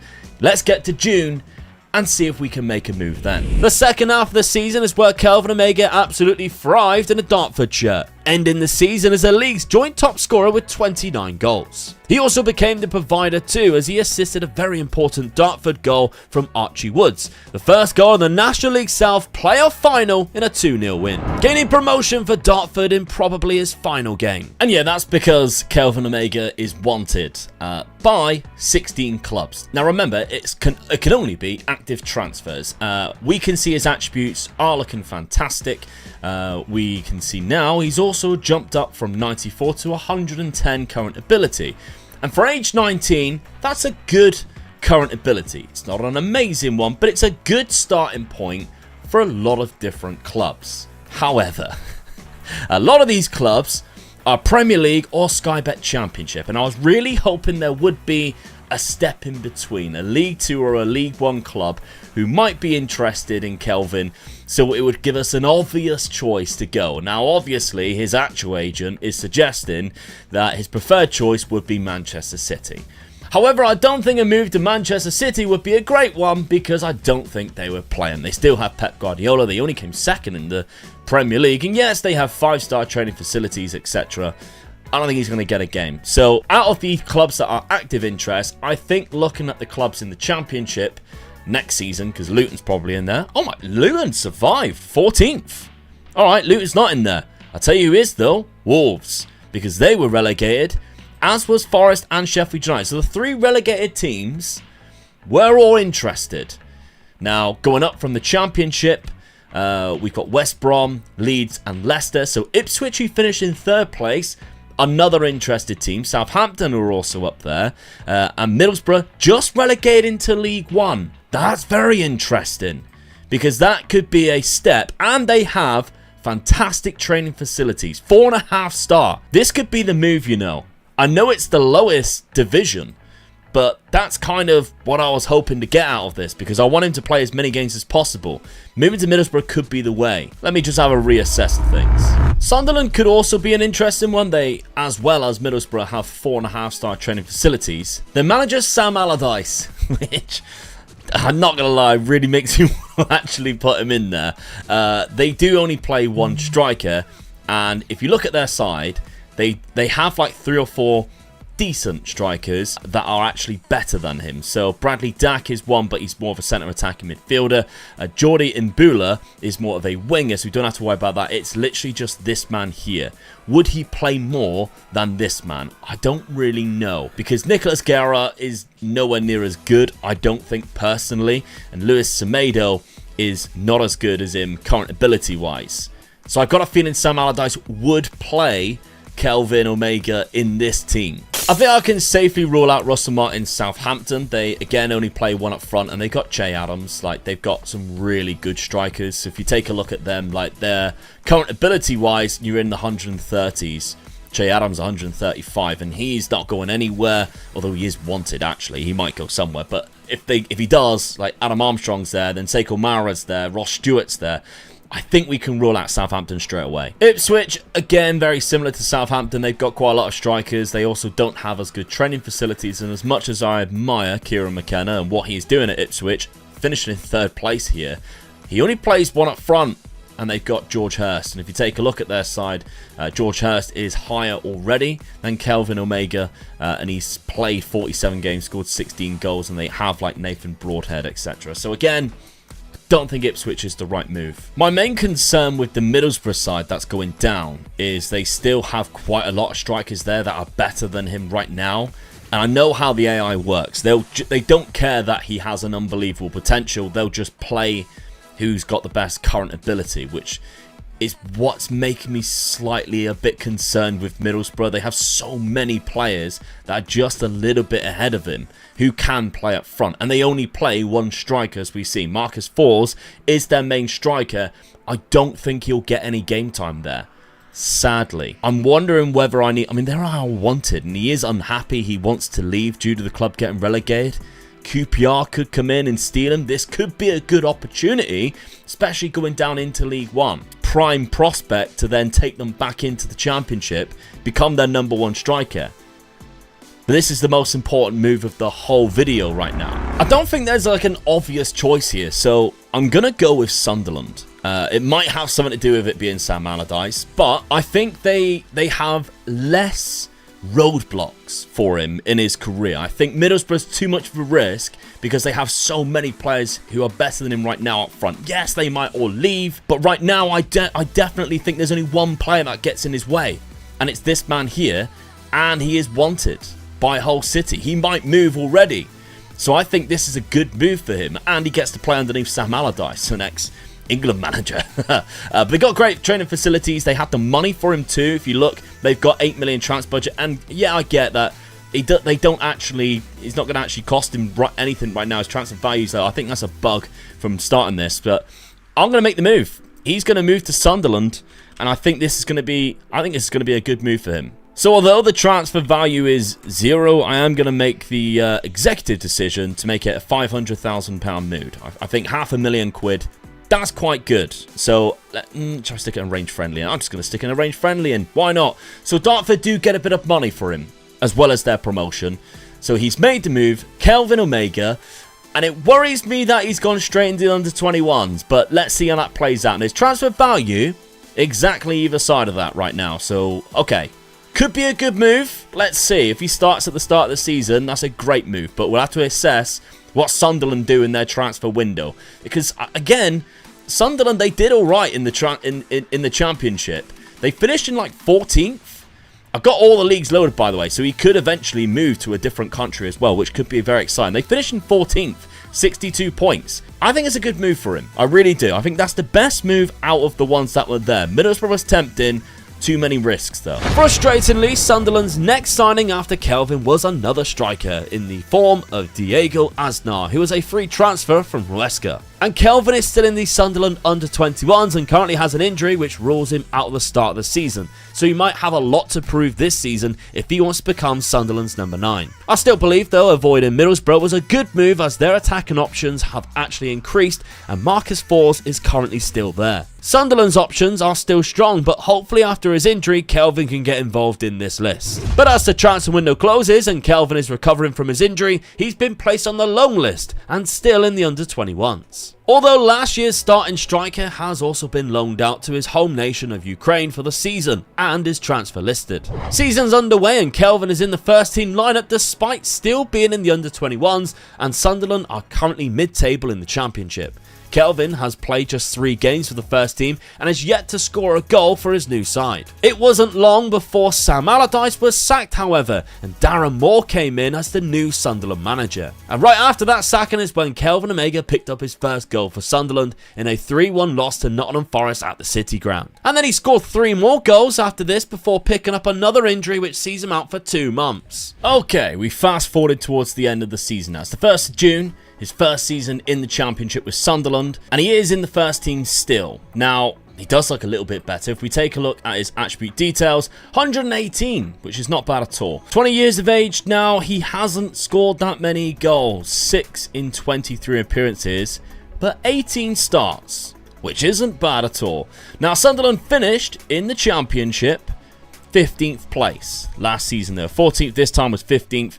The manager is still Darren Moore, so he is still there in the job and he is still playing just one up front. But Omega seems to be the guy that he is going to for the starting role after, of course, the couple of injuries that he did pick up at the end of December there. So, yeah, he had Christmas off, which was great, obviously, for him. But then back to business in February, by the looks of it, and played majority of the rest of the season in this Sunderland team. But, as we've seen there, no wanted sign on him, no move just yet. His value is now 8.8 to 26 million pound.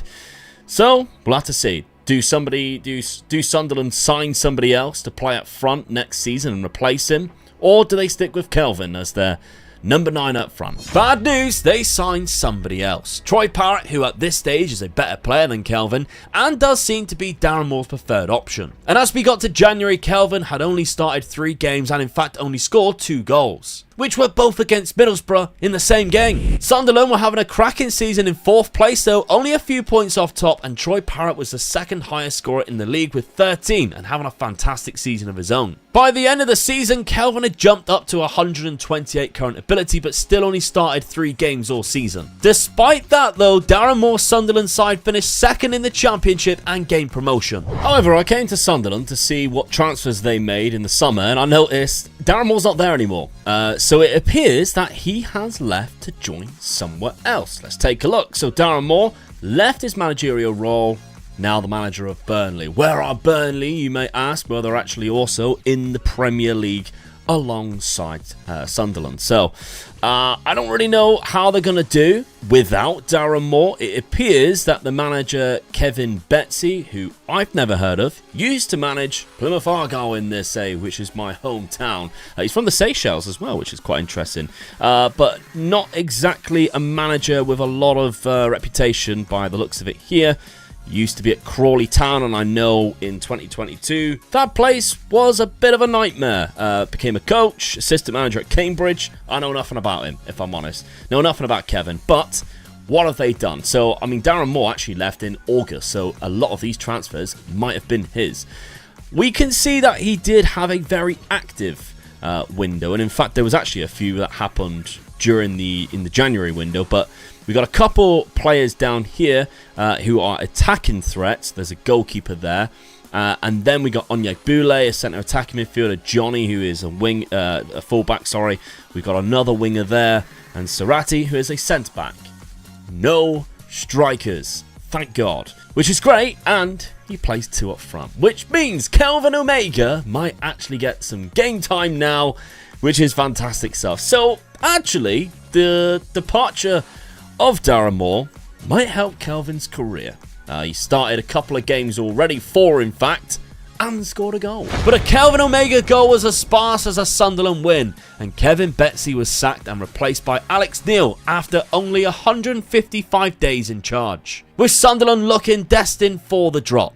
Kelvin finished the season with just 6 goals in 32 appearances in his first season in the Premier League, but Sunderland were relegated in 19th position back down to the Championship. And for now, there was no active interest in Kelvin Omega, so we can't move him on, despite him now at 142 current ability as well. But maybe a full season in the Championship, as Sunderland's main striker is just what Kelvin needs to attract the interest for a move. That was until the 8th of July. Now, I've just been simulating kind of like week by week, and just checking that nobody was interested, and then finally it came up. He's unhappy, he wants to leave due to the club being relegated.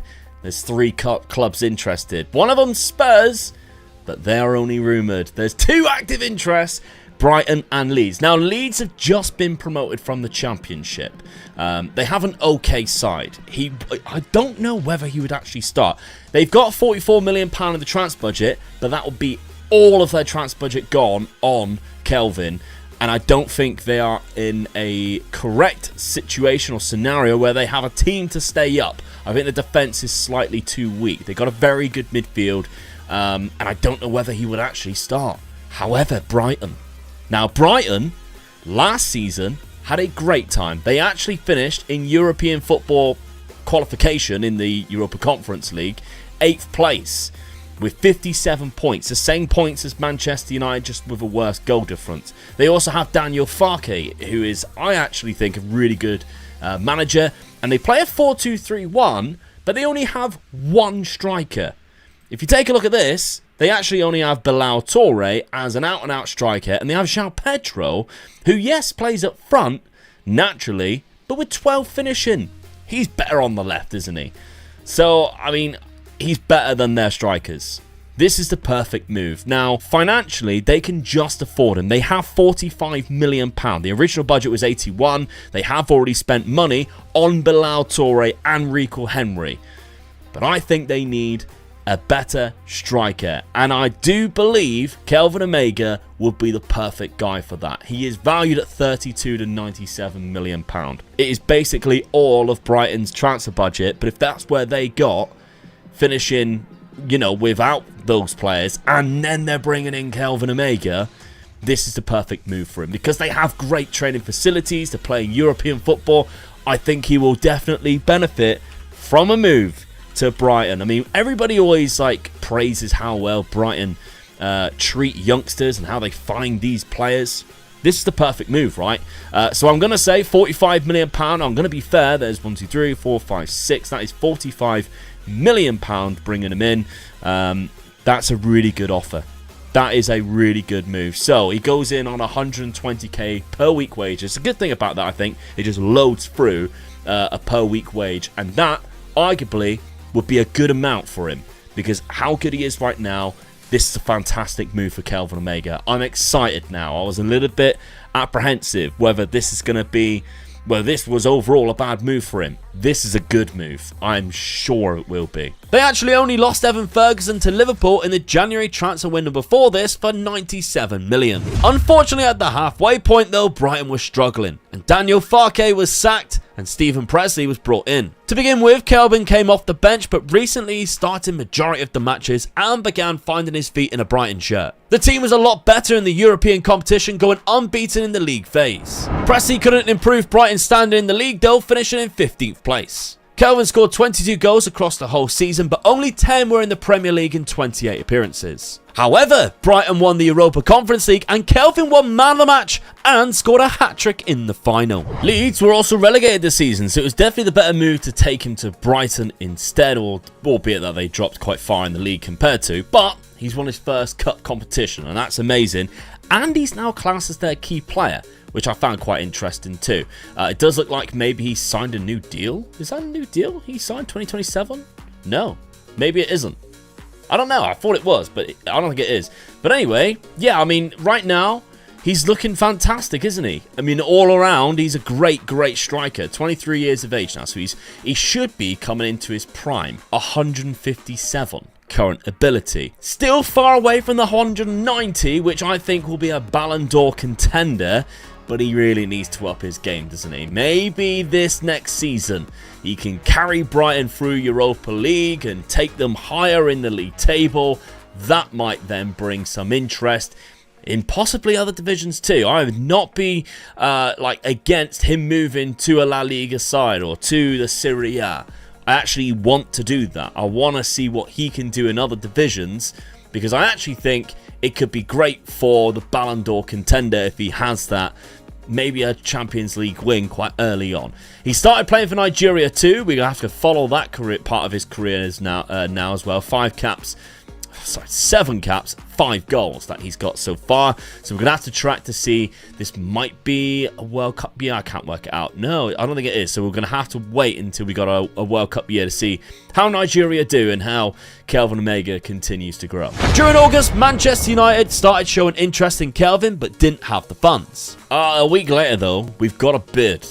And I didn't really know what I wanted to do about when this type of thing happened. I thought it probably would at certain points, whether I could stop it or not. But as you've probably just seen then, it's actually Bayern Munich who come in for him. And I did just say how I would like him to go abroad and venture off into different divisions. And obviously the Bundesliga would be amazing. My only problem that I think with this bid, which I think will be accepted because it's for like £80 million, is I don't think he'll start at all. Ernesto Valverde uses a 4-2-3-1, and currently they have Ekitike up front, as well as Harry Kane, who is still there. They have an unbelievable side, don't get me wrong. Matisse Tell still there, he plays up front, although I do think Kelvin is probably better than him, and obviously Harry Kane is still there. He is 35 and wanted as well. He might move if that deal is done. I don't know. I don't think I should stop things like this. I think I should let it happen. But at the same time, kind of goes against what I was hoping would happen. I was kind of thinking, because right now he's like, what, 23? Like another year or two playing for Brighton would be perfect. Get the, your current ability up, because you're 159 now. He might, would he start? I don't know. I don't think he will.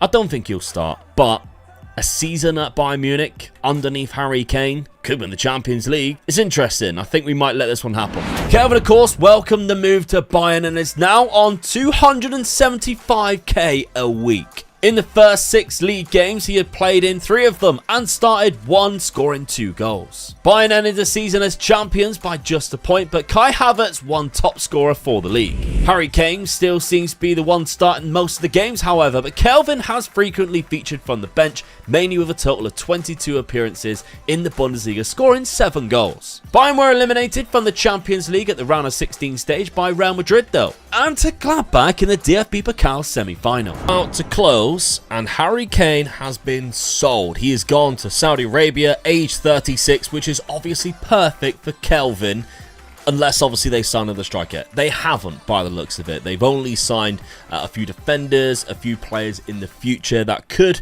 become something, but Kelvin Omega looks to be their new number 1. Under the manager of Ernesto Valverde, they play a 4-2-3-1, and at the start of the season, Kelvin has played both games so far and started both games. Now, he haven't scored yet, which is a little bit alarming, but let's hope that this is his call-in season for the Bundesliga, and of course, in that number 9 shirt for Bayern Munich. Well, out of the first 18 games, Kelvin started 12 of them and played 13 in total, and only scored 4 goals. At this point, he had gradually rose to 168 current ability. But those numbers unfortunately aren't even going to get you an invite to the Ballon d'Or ceremony. Okay, so the end of the second season now at Bayern Munich. We think that he's played more games, but maybe hasn't capitalised on his opportunity. Looking at his attribute-wise, I mean, he looks phenomenal, doesn't he? Like a world-class striker now. 171 current ability as well, so he's gone into that kind of caveat as one of the best strikers in the world. He only ended up scoring 14 goals in 28 games, which is obviously a goal every other game, with 1 appearance from the bench, so 27 starts. 2 assists and 2 player of the matches, though, gives you an idea of having not great of a season. However, Bayern Munich, they did actually win the league. So I've gone a little bit past here, but they won the league, 76 points. They lost 8 games and only drew 1 to Eintracht Frankfurt.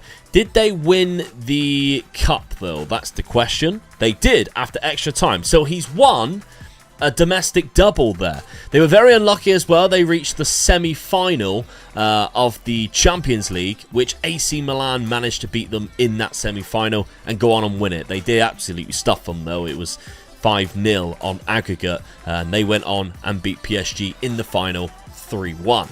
So he has still got a bit of stuff to do, but as we can see here, no clubs are wanting him right now. He is obviously a big part player for Bayern Munich, and when you're at these clubs, it's very unlikely you are going to move until you become, towards the end of your contract. But he signed another deal by the looks of it.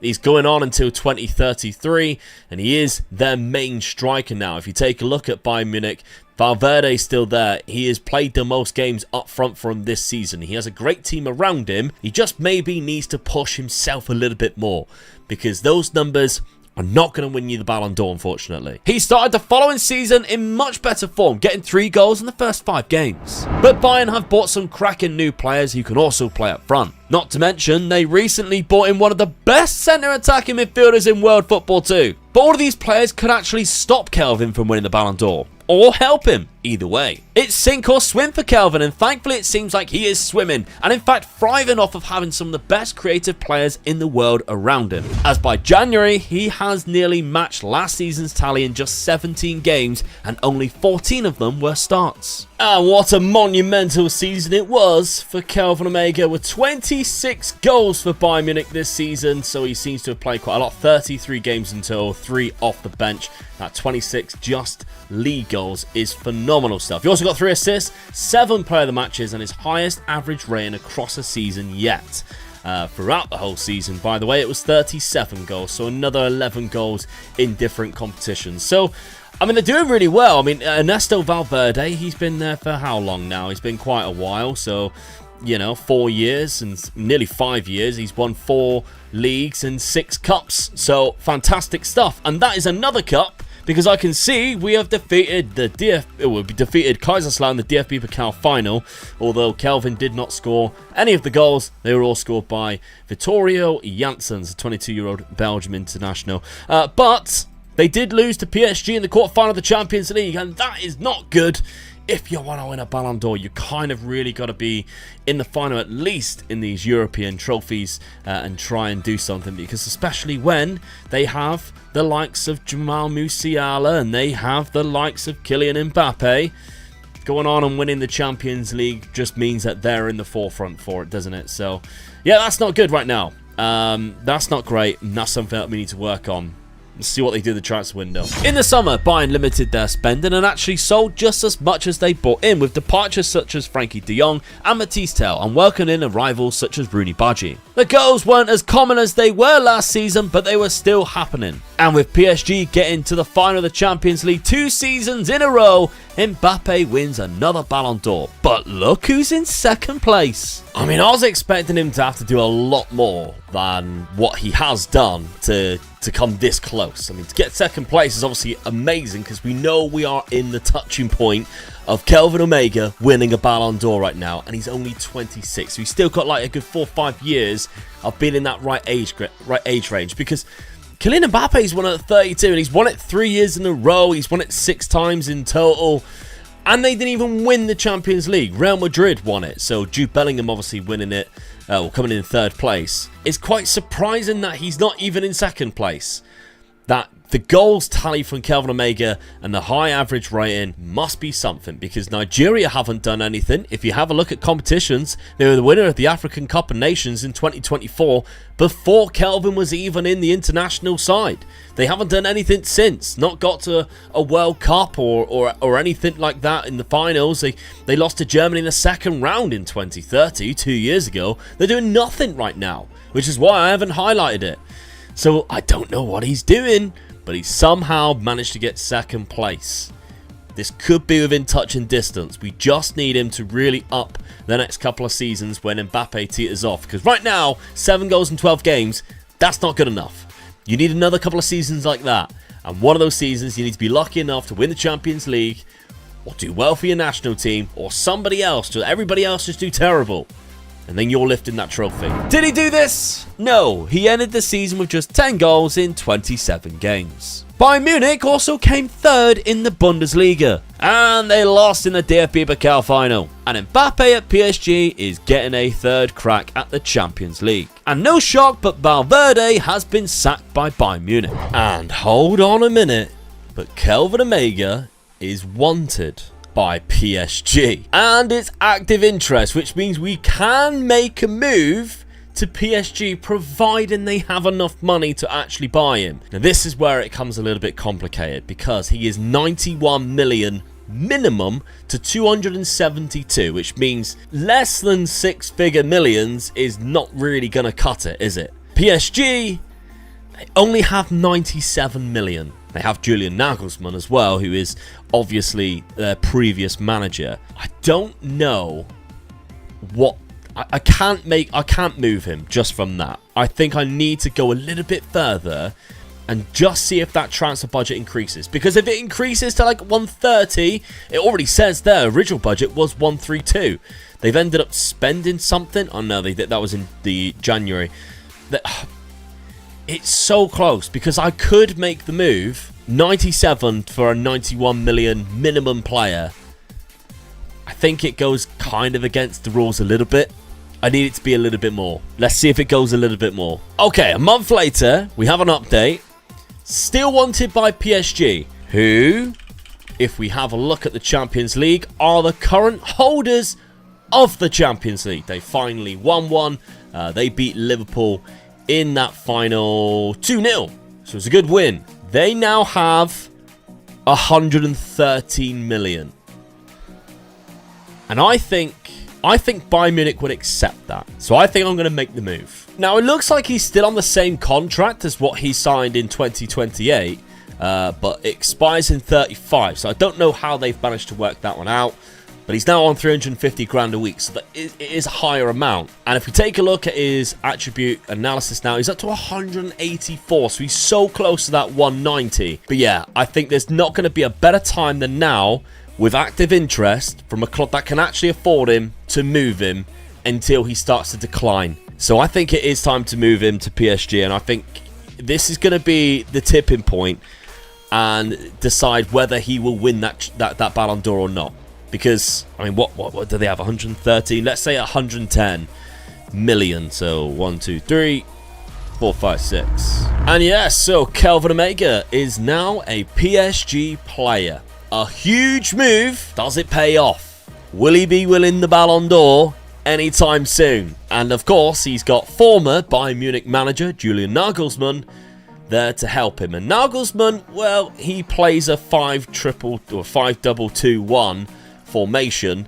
And currently they have Gonzalo Ramos up front. Now, I do think Kelvin Omega is better than Gonzalo Ramos, because if you have a look at Gonzalo Ramos, 166, so he is technically better. He should play.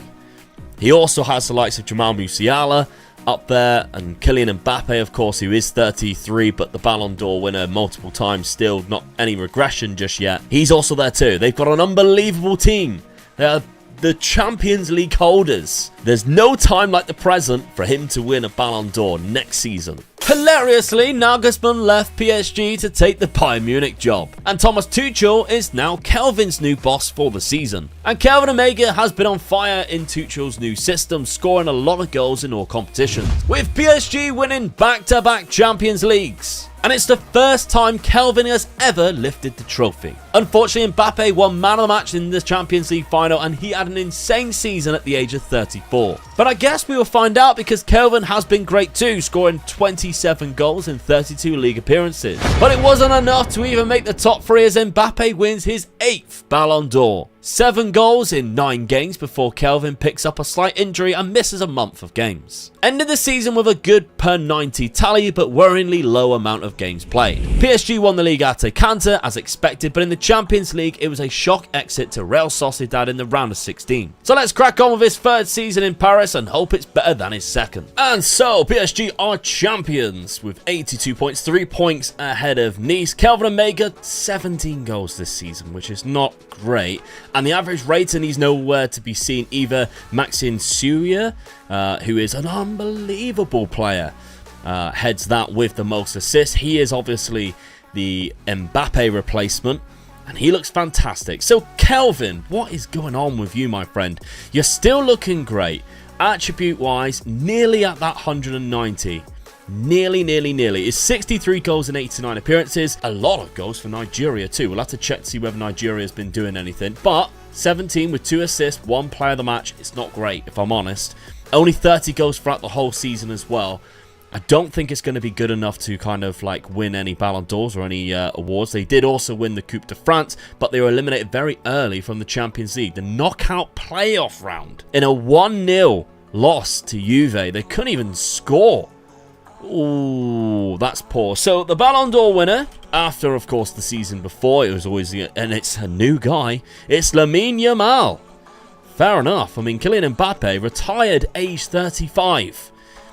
And then straight away, Lamine Yamal comes in. But, obviously, nowhere to be seen is Kelvin Omega. We've got Bukayo Saka, 32. And then this new guy, 25 years of age. Oh, every time I see a really good player now, I'm like, it's just another guy who can stand in his way. I mean, Lamine Yamal is only 26. He's even younger than Kelvin. So, we've got a battle against that now. There's a lot of obstacles in his way. He really needs to push for a huge season at PSG. Another £250 million was spent in the summer, with £159 million going out. But it was the Italian side Juventus who once again stopped Kelvin's PSG side from getting very far in the Champions League. This time they reached the quarter-final after a 7-5 aggregate loss. Kelvin had a better time in the league though, winning the Golden Boot as PSG lifted the league title by a point to Rennes. And they lifted the Coupe de France as well. We still need to see an improvement as Milan's Werner wins the Ballon d'Or this year and Kelvin doesn't feature again. Skipping on a year to 2037 and we've seen a managerial change. Mikel Arteta is now at PSG.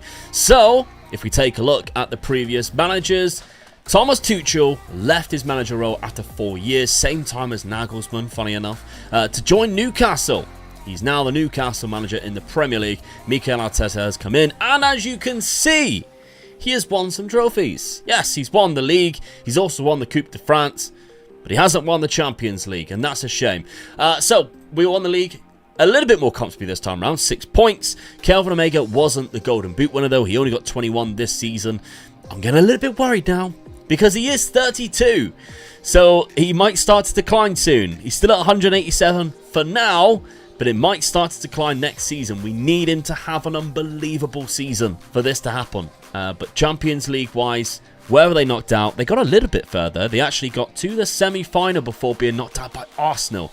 And Napoli went on into the final against them, which Milan obviously has that other really good player, so that's kind of a good thing. And Napoli won after extra time. And their key player right now is a man I haven't seen yet, but he's basically Kvaratskhelia at the same time as Kvaratskhelia, so they got both, but he's obviously playing up front now. He's actually, oh no, he's moving, about to move to Atletico Madrid. So the Ballon d'Or winner, the previous one that just happened this season, was Paulo Werner again. So 2 years in a row, he won that competition, and as we can see, no Kelvin Omega, not in there. Not even in the top 3. He also failed to make the top 3 that year either, but maybe as expected as Lamine Yamal won his second. Unfortunately for us, he's kind of like trapped at PSG for a while. I mean, he's just stuck on not for sale, which means nobody's ever going to be interested and have that active interest for us to ever be able to move him, to maybe give him another opportunity. He's still at PSG right now, and he's still really good. We just got to keep hope that he can have an unbelievable season. 184 current ability at 33. is still phenomenal stuff. And as long as he keeps playing, we have the hope. However, dropping down goals for the last 2 seasons is not great. His average rating is still high, not as high as last year. We just got to hope that they do something. Arteta plays in a way that still favours him, playing him as a lone striker with, this man who's absolutely incredible out on the left-hand side. We got Rosa on the right, who's really good too. Maybe they are going to help provide. I don't really know. But PSG were still winning the league by 4 points there, but it's just the Champions League. And this time, out by Freiburg in the knockout playoff round. It's kind of embarrassing, isn't it? The Napoli striker winning the next Ballon d'Or proves that you need to win these competitions to be recognised with all 3 new-gen lineup too. However, Kelvin Omega used this season to show that there's still life in the old dog yet, and put on an incredible performance this season to really throw his name into contention. But what can't be helped is his teammates letting him down, and Arteta was sacked and Xavi was brought in. And despite Kelvin scoring 32 goals in just 30 appearances, PSG finished in 4th place in the league, only lifting the Coupe de France this season. And worst of all, being eliminated from the league phase of the Champions League with only 2 wins out of 8, finishing in 26th place. So it's probably no surprise that the 2039 Ballon d'Or winner is not Kelvin Omega. Lucio Scarano from Spurs, and Jesus, this is the types of players you got to contend with. Unfortunately, he is around and he's up to 191, which again is higher than what Kelvin can ever be. So that's not great, and it's an all 3 Premier League side there as well. I don't quite know what Spurs did last season. They've got Almeida in there. 2034 runner-up of the Champions League. They haven't really done anything, if I'm honest. So yeah, I don't know. To actually win it is going to be really difficult when your team finishes in 4th place. He is wanted by Al Nassr. Now, I don't want that move to happen, obviously, because he's never going to win a Ballon d'Or when he goes to Al Nassr. Luckily, as we are right now in the 12th, because I come back for that Ballon d'Or, they're in 1st place. Xavi's turning the team around. They do, however, have better players, which might overshadow Kelvin. We got this guy here, Moises Rosa, who is unbelievable. But he is still playing. It doesn't say he is there, but he is still playing. He's played 11 games so far and scored 11 goals this season, which is amazing, really, with 3 assists and 2 player of the matches. We need a Champions League. What we don't need is PSG to be eliminated in the round of 16. Damn it. PSG won the league again and Kelvin scored 26 goals. But we are really running out of time to fulfill Kelvin's dream. He's 35 years old now and starting to decline in attributes. Another new name winning the Ballon d'Or with Aquino Delaney, who is an unbelievable right-sided midfielder. Dutch that plays for Manchester City, and both Skulic and Werner, who finished 2nd and 3rd, obviously chasing multiple Ballon d'Ors for them too. But there is some news, and it's not good, unfortunately. Kelvin Omega made a move and I couldn't stop it. So kind of like what happened before, it happened while I was simulating and holidaying through very quickly, just straight away, straight to Al Hilal. And yeah, I feel like that's his Ballon d'Or dreams over. However, I don't think he's going to care too much when he's on 900 grand a week, tax-free. So, who's the real winner here? Because I'm pretty sure winning the Ballon d'Or doesn't give you 900 grand a week. And he's got a contract for the next 2 seasons. So whether he sees that out or not, I don't know. But yeah, I think that is challenge complete, or challenge incomplete, and challenge over. 164 current ability. But hey, we'll just have one last check. Now, I realise I never quite mentioned what he actually moved for. It was £33 million that he went to Saudi Arabia, which, for a 36-year-old is a lot of money, but fair play. He's on so much money, I don't think he really cares.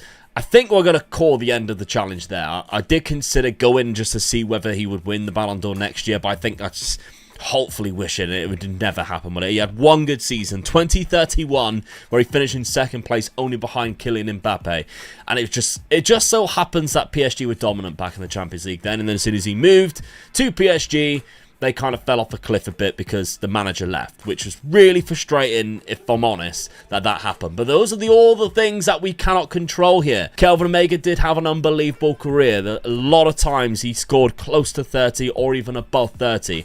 That season there where he was like 34 and scored 32 goals in 30 appearances, absolutely bonkers. But it wasn't quite enough. We couldn't lift the Ballon d'Or trophy, which was his dream as a child, but I bet he never imagined being on that much money. So, there we go. I mean, all the way from Dartford as well. Starting off at Dartford, that first move to Sunderland to 500k looked like it was going to be a shambles. It turned out to be alright. And I don't quite know how long this video is, but I really do appreciate you coming along for the journey. I hope you enjoyed the story, even though we couldn't quite fulfill the actual task in hand of lifting that Ballon d'Or. We couldn't quite do it for Kelvin Omega, but if you enjoyed this video, maybe we'll aim to do some more stuff around ideas like this and stories and longer videos. I would really enjoy doing that because I've really enjoyed doing this. Now, there's some other things I do want to cover, including... well, there's a title belt right behind me. In case you didn't know, I do professional wrestling, and I've started up my own non-profit promotion, which means all the profits will be going to a charity. And we have selected a charity which is quite local to our community, but I think it will help that everybody will know all about it in case people who might not be able to go to the event, because we are hosting our first show just outside of Plymouth in a place called Saltash on the 9th of March. And if you'd like to come and watch, please do. If you can make it down and buy a ticket, I'll be there all day. So will my dad, and you can meet us and you can get to know us in person and have a picture with us, etc. and watch some professional wrestling. And we've got a cracking card hopefully planned for you for March the 9th. Now, I'll put all the links to tickets at the top of the description, but there's also going to be a link there for a donation page should you not be able to make the event but you still want to support what I'm doing for this charity. And the charity that we've selected is a Plymouth Hospital charity, which is the Keep Me Close Foundation, and it's all to do with accommodation for parents of children who are born prematurely and need that extra care still in hospital. So that's what the charity is providing. I think it's a great cause, and I'm really happy that we can team up with them. The promotion itself is called Tamar Community Wrestling, which is exactly where we are based, right by the Tamar Bridge, which is where Soul Ash, the first show, is being held. So I'm really excited about it. I'll leave a link to the donation page at the top of the description as well. If you can, even just donate £5, I would really do appreciate it. We've got a target of £200. I'm hoping we can smash that just from your guys' support. I really do think we can do that and make a difference in our little community here, but thanks to the whole world because of you guys. So I really do appreciate that. And of course, the last thing, if you haven't checked it out yet, we've started Glory Hunter. I'll stick episode 1 up right here. It's me versus Dad. We've got 20 seasons to complete Glory Hunter on a save against each other. Yes, it's as fun as it sounds. Go check it out right now. Andre Omega has the potential to be the best player in the world, and certainly the best to come out of Chile. But there's a problem. He is currently playing for his local club, Santiago Morning, in the 2nd division of Chile, and his reputation is so low, nobody knows who he is yet. But when they do find out who he is, I don't want him making any bad choices. So I'm going to control the destiny of Andre Omega's career path to become the best player in the world. However, there are some rules. I can only move him to a new club if they are showing active interest in him. I can also only move into a club if they have enough money in their transfer budget to pay for his value. And we are setting out a few challenges for us to target. The first is for Andre Omega to become a Champions League winner. The other is for him to be named in the FIFA Pro Team of the Year. And the third and final one is to win a Ballon d'Or, which might be the most difficult one because,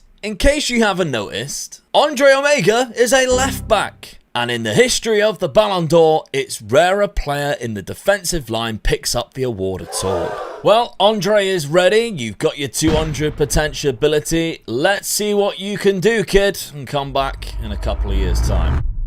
Now, I've simulated to the end of the 2nd season, kind of because I knew there wouldn't be much interest from the off, just from experience of doing this with other players. Now, I've chose Santiago Morning because they are one of the worst teams. He's developed to a 129 current ability, and he's actually been playing a lot of games. 27 appearances this season, all-time appearances is 47. He's even picked himself up a goal.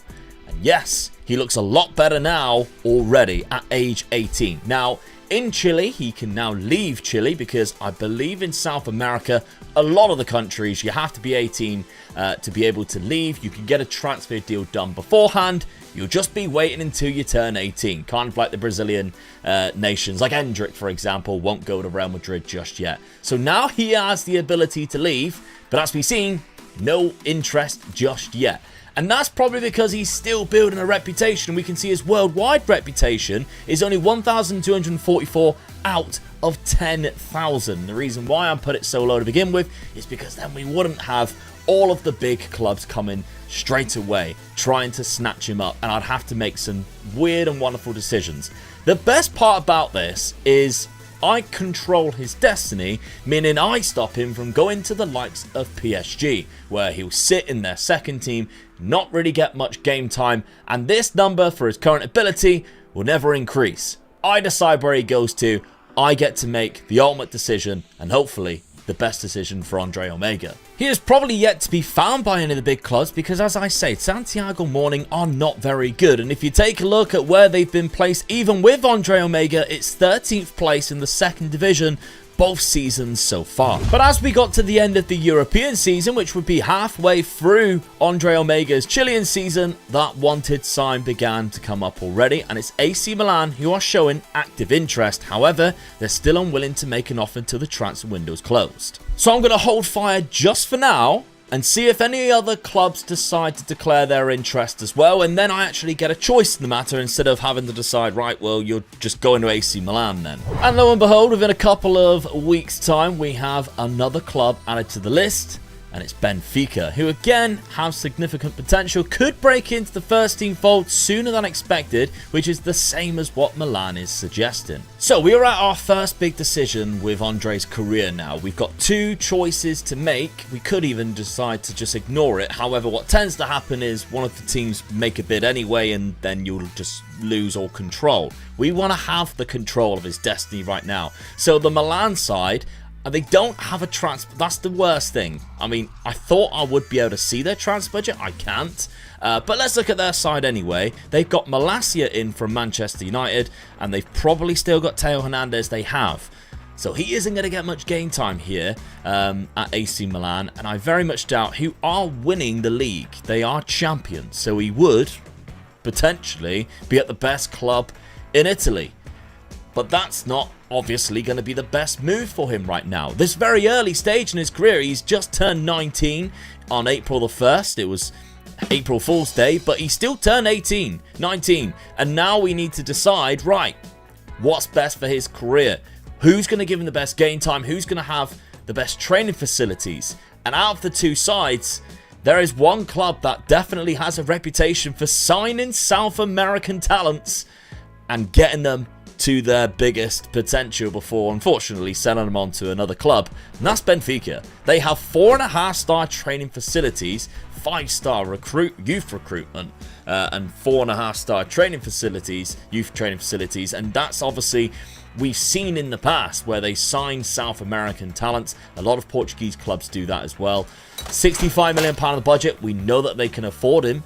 Tactically, they are playing a 4-4-2, and they have Reynaldo as their current starting left back, who's 32. So they don't have Alex Grimaldo anymore. I don't think they have another left back here. From what I can see, they have Gaspar, who can play left back, but again, that's not a natural position for him. I'm thinking they are really struggling for a left back. They got a couple of players who can fill in there. I think we found the club. I think it's an obvious choice for him to go to Benfica. This is a really obvious choice for Andre Omega to move to Benfica, and I'm going to make that decision straight away. He's already at 133. Let's move him to a club. Let's get him straight away to Benfica. And I'll tell you what, he's only valued at, what, 400k? Let's give him £1 million. Let's give this lovely club in Chile £1 million straight away. Now, it wouldn't have been the worst thing in the world for him to go to AC Milan. And how do I know that? Well, because I've already run one simulation where I didn't control his destiny at all, and I just simulated to the end of his career to see what happened. And AC Milan was the club he moved to first. Now, in the simulation where I didn't control his transfers at all, He is actually retiring age 39 at Chelsea, but we can see he moved the same season, in fact, during the third season to Milan for 325k. He actually went on loan in his first season, so they actually made a good, smart decision with his career and sent him on loan to the Serie C, where he played every single game by the looks of it, got 4 goals and 6 assists. That must have been great for his career. The season after, he didn't play much at all, just 4 games in total. But then in the 28-29 season, he broke into that first team, 22 games, and he never looked back after that. He had one bad year, which is when he moved to Chelsea by the looks of it, after a free transfer where he only played 23 games. From then on, it was still really good all the way up until he retired, age 39, still playing 28 starts in the Premier League, which is absolutely mental, and fair play to him. Now, the milestones on this, we can see, did he win anything? Because if he has managed to do some of the achievements that we have seen, we've got a task on our hand to actually beat the simulation as well. Now, I'm not seeing a Champions League winner at all, or a Ballon d'Or winner. So there's a potential here for us to really outdo what he has done in this simulation. Yes, he's won the Premier League a couple of times, and he's won the FA Cup, but not once has he managed to do either of our 3 challenges. So that's our task. And looking on those numbers, maybe we got this decision wrong, because Andre Omega, 2 seasons later, has only played 10 games this year alone. And at age 20, yes, he's progressed a little bit, but after 2 full seasons, he has only played 5 games and 5 starts for Benfica, with the first not even playing a single game. And although Benfica have won the Portuguese league, they have really stuck by Ronaldo so far in the last 2 seasons. I mean, Andre Omega has made the bench now, but you can see he's not even match sharp. It looks like they have had a couple of players around the team, maybe this guy who was filled in beforehand, while Ronaldo has missed very little of the game so far. But I still stand by that Benfica was probably the move to make at the time. Going to AC Milan was a little bit risky, and although Benfica are not playing him right now, they're not exactly like the Champions League winning side, and he has the option to leave because, let's face it, they are a bit of a selling club when they have their top talents. Once he breaks into that first team, I don't think we'll be waiting too much longer before some of the big guns come out. And it seems like my prediction came true. We are 1 year later, so it's his 3rd season at Benfica now. He's played 20 games, 19 starts. So out of the left-back position, he's actually played exactly half of the amount of games throughout the season. He's even got a goal and 2 assists, but with a very decent average rating too. Now, he looks great. He has definitely developed in his time. He's even gained a few player traits, which I definitely like. Use the outside of the foot's a bit of a strange one, but knocks ball past opponent is amazing because he's rapid with good agility and balance and gets forward whenever possible. We want him to be an attacking fullback so that he can obviously put himself in contention of being the best wing-back or fullback in the world, and maybe lift the Ballon d'Or, who knows. We can see from his attribute details, he's now just 1 short of 160, which I always class as like an elite number in terms of the current ability. And then I think if you go above 180, that's when I think, okay, now you're world class. But again, we've still got a way to go before he gets that 200. But what's interesting is his world reputation. It is 10 times since he was in Chile, now up to 5,000, which is exactly half of a maximum of 10,000. So if you imagine Lionel Messi being 10,000, he is the world reputation, half as much of the people know who this guy is. That's not bad, really, is it? So far, but what is very interesting is at age 21, and he's also played for Chile, he's played 7 caps. Milestones, he's won a lot in Portugal. Pretty much everything you can win in Portugal, he has won it in Portugal already. He's even part of the seasonal best 11 this year. So he's been playing very well. He's won the title. He is currently injured as well, but that's probably not on his mind right now because he's wanted by Real Madrid. And okay, they're not going to put an offer in throughout the transfer window. They can obviously afford him. £191 million. He is up to 58 million. Do we make the move already? And that's the interesting thing. Because they only have Mendy at left back, and I can't see another left back. So And they got Matsraoui, who plays left and right, but naturally he's only a right, and I think the AI tend to use whoever is more natural rather than unnatural. And they also have Fiat, again, who can play left, but not naturally. It's just whether he is better than Ferland Mendy, who is actually 32 as well, and 147 current ability. So he improves the team at Real Madrid. I think it's a pretty easy decision straight away. Now, what I thought I would do is go forward another month, because he still had the injury, so I don't think Real Madrid would have made a move anyway, but I went week by week and no bids came in, and I was curious to see whether any other clubs came in. Maybe there was another contender for us to think about. But it's stuck with Real Madrid, and I think it might be time, because now their reason has also changed to would strengthen the team's starting 11, whereas beforehand it wasn't that. And I think it's a good decision to make. To go. Now, Thomas Tuchel is the manager. He's really good on Football Manager. It's really strange. But they have £213 million. I was also waiting to see whether they actually signed another left back. And I was tracking their transfers. Nothing has come in that they want to sign another left back. It seems like this is their only guy. So I think we make the move. Andre Omega, despite only playing 25 games for Benfica, is already moving club, and he's going to go to Real Madrid, and I think we just go for his maximum value. They've got enough money in the bank. Let's go for £78 million and move him to Real Madrid. I think that's the best way to go. £78 million. Now, I am a little bit surprised at how bad that time at Benfica was. I really did think he'd come in there and within one season he would be the #1 left back there, and he would probably develop to, close to 180 and be that world-class talent before he made the next step to a Real Madrid or a Man City. I mean, we got there eventually.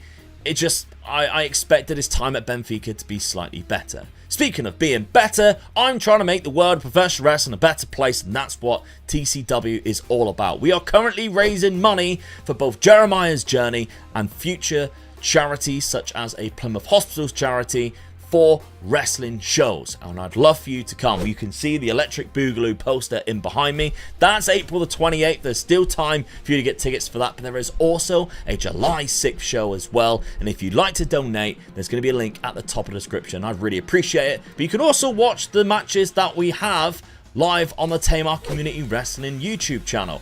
My one from the very first show has come up there already. Make sure you subscribe because there will be more. Turns out though, Andre Omega had a wonderful time in his first season in Real Madrid, even scoring against his old club Benfica in a 3-0 win in the quarter-final first leg of the Champions League. But now at 173 current ability, he's played 45 games in total this season, including 31 league games after a £78 million move, scoring 1 league goal and getting 3 league assists. In total, 2 goals with 4 assists. He's had a cracking time winning La Liga Santander. No Champions League win yet for him though. That's still to tick off. Another season under his belt though, and he's now up to 183, playing first team football, 32 games, 3 goals, 2 assists and 3 player of the matches this year. However, they didn't win the league title, just a Copa del Rey win. He did get his first international goal against Ecuador at the age of 22. But his third season at Real Madrid was probably his best, with 2 goals and 5 assists in 28 games, which doesn't seem fantastic, although he has progressed into a wonderful footballer now at 192 current ability, but it's because he ticked off one of the challenges. Because Real Madrid won the Champions League in Benfica's stadium, which just made it even better, I guess. But Andre Omega was on the pitch. He played the full 90. They only won 1-0. He played in it. He got a 7.3 average rating. It was still good enough. He is a Champions League winner, a La Liga Santander winner, and a Copa del Rey winner. We didn't have a treble as a challenge, but he's done it anyway. And that is absolutely magical. Now, he might be inducted into the FIFA Pro 11 off the back of that, but that will probably be next season when that's announced. Same as the Ballon d'Or. And yes, thanks to Real Madrid's dominance in Europe, I think, Andre Omega is part of the FIFA Pro Team of the Year across that backline in the starting position at left back with a lot of his other Real Madrid teammates by the looks of it. So that's 2 challenges down out of 3. However, as I say, that last one, the Ballon d'Or, I think is really difficult for a fullback to win. He's at the best club though, so I guess we just keep coming back every few years and see whether he can do what I think might be the impossible. Right, so I've got another 5 years. He is 200 out of 200, and he's actually 30. I didn't realise we'd already get to 30, but he has played a lot of games, and that's fantastic. He's still at Real Madrid, of course. I haven't moved him. Every season I've been coming back, there's been nobody that's been wanting him. This is the first season I've come back and he has a transfer value.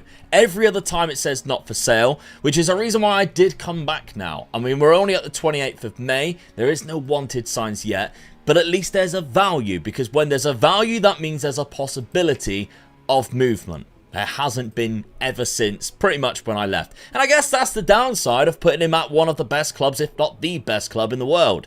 Is there's only one way to go down, and you know he's not going to want to move. Neither are they want to sell him. 450 grand a week. Nobody's going to be able to afford that unless you go for another elite club.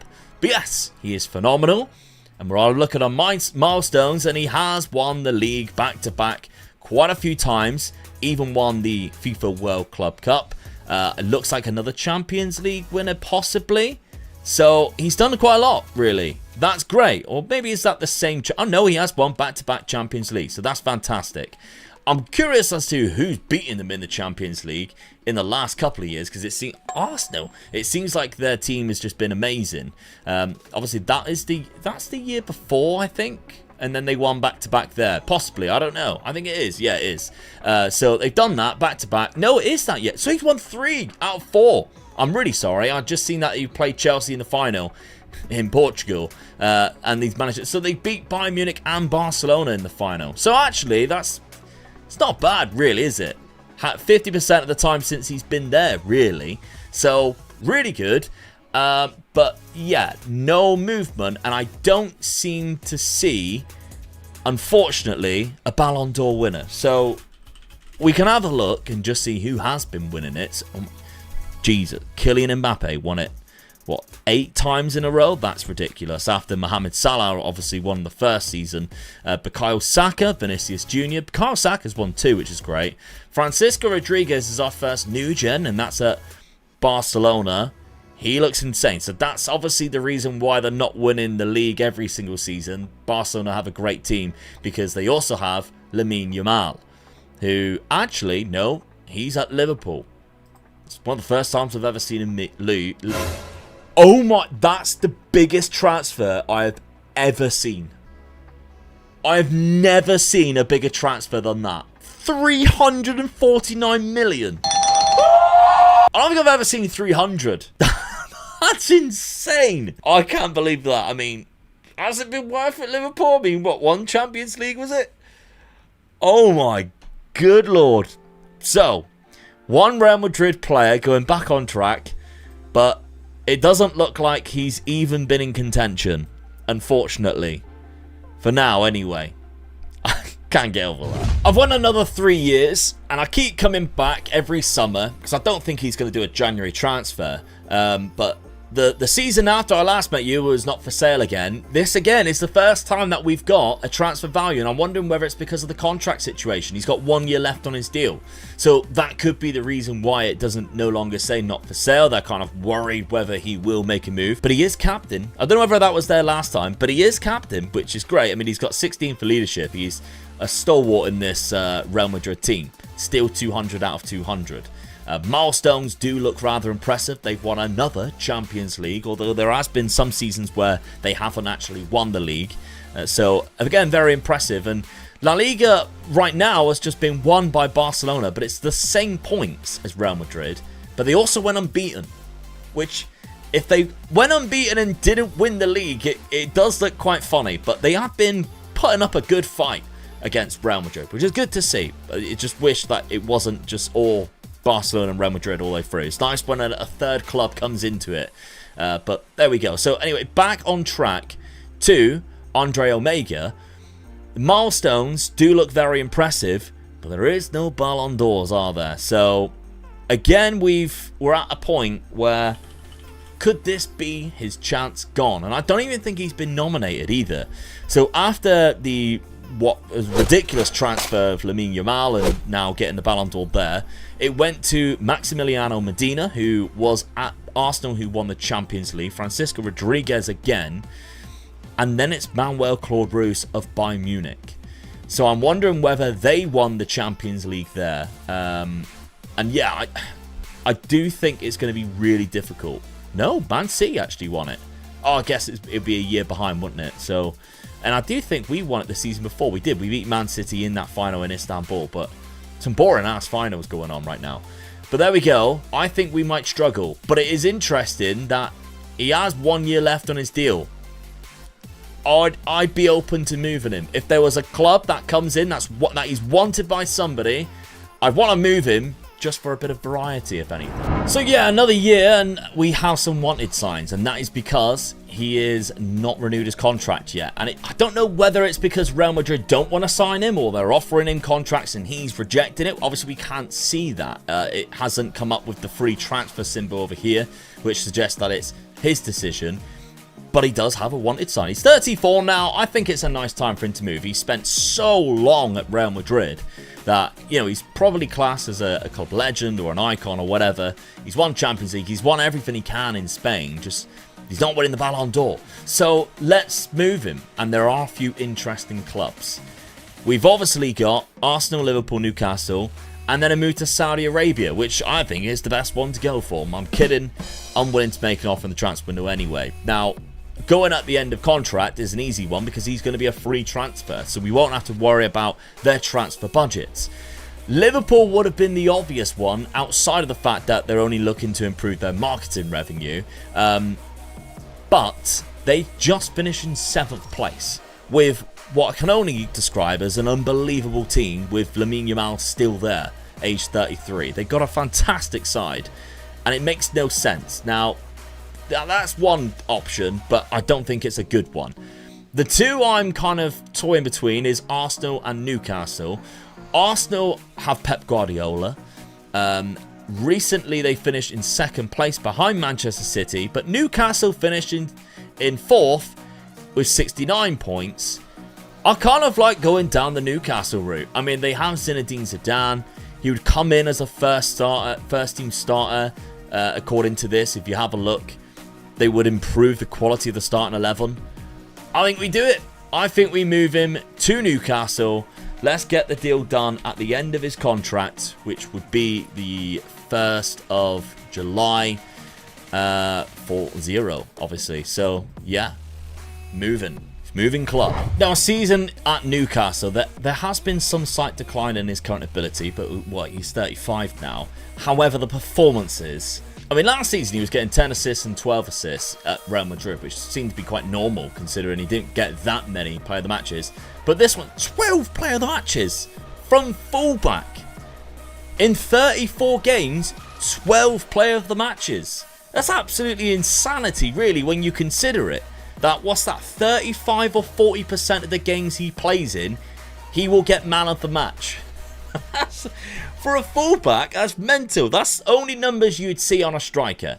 It hasn't given him anything, I don't think. Like, yeah, he's got loads of Team of the Weeks in England, and he's got Team of the Year again, the FIFA Pro Team of the Year, which was, of course, one of the challenges. And he's got that a few times, more than once. But no Ballon d'Or, but what a performance that is. Okay, a couple more years later, we are 37 years old. We know he retired in the simulation at 39 when he was at Chelsea, and he's still going strong. The performances have dropped off slightly. He went from getting 12 player of the matches to 1 a season, but it's still impressive numbers. He's won the FA Cup since he's been at Newcastle, which is great. I mean, in terms of awards, again, it's just kind of a lot of Team of the Weeks, and he hasn't really done anything outside of that. No Ballon d'Or, for instance.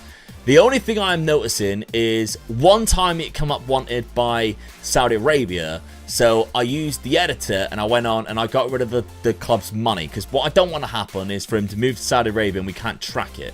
So I think we just keep doing that until it's impossible to avoid. But the inevitable has happened. Andre Omega is joining a Saudi Arabian club, and I couldn't change it. As you can see, I'm even back before the end of the season. It's only the 8th of May.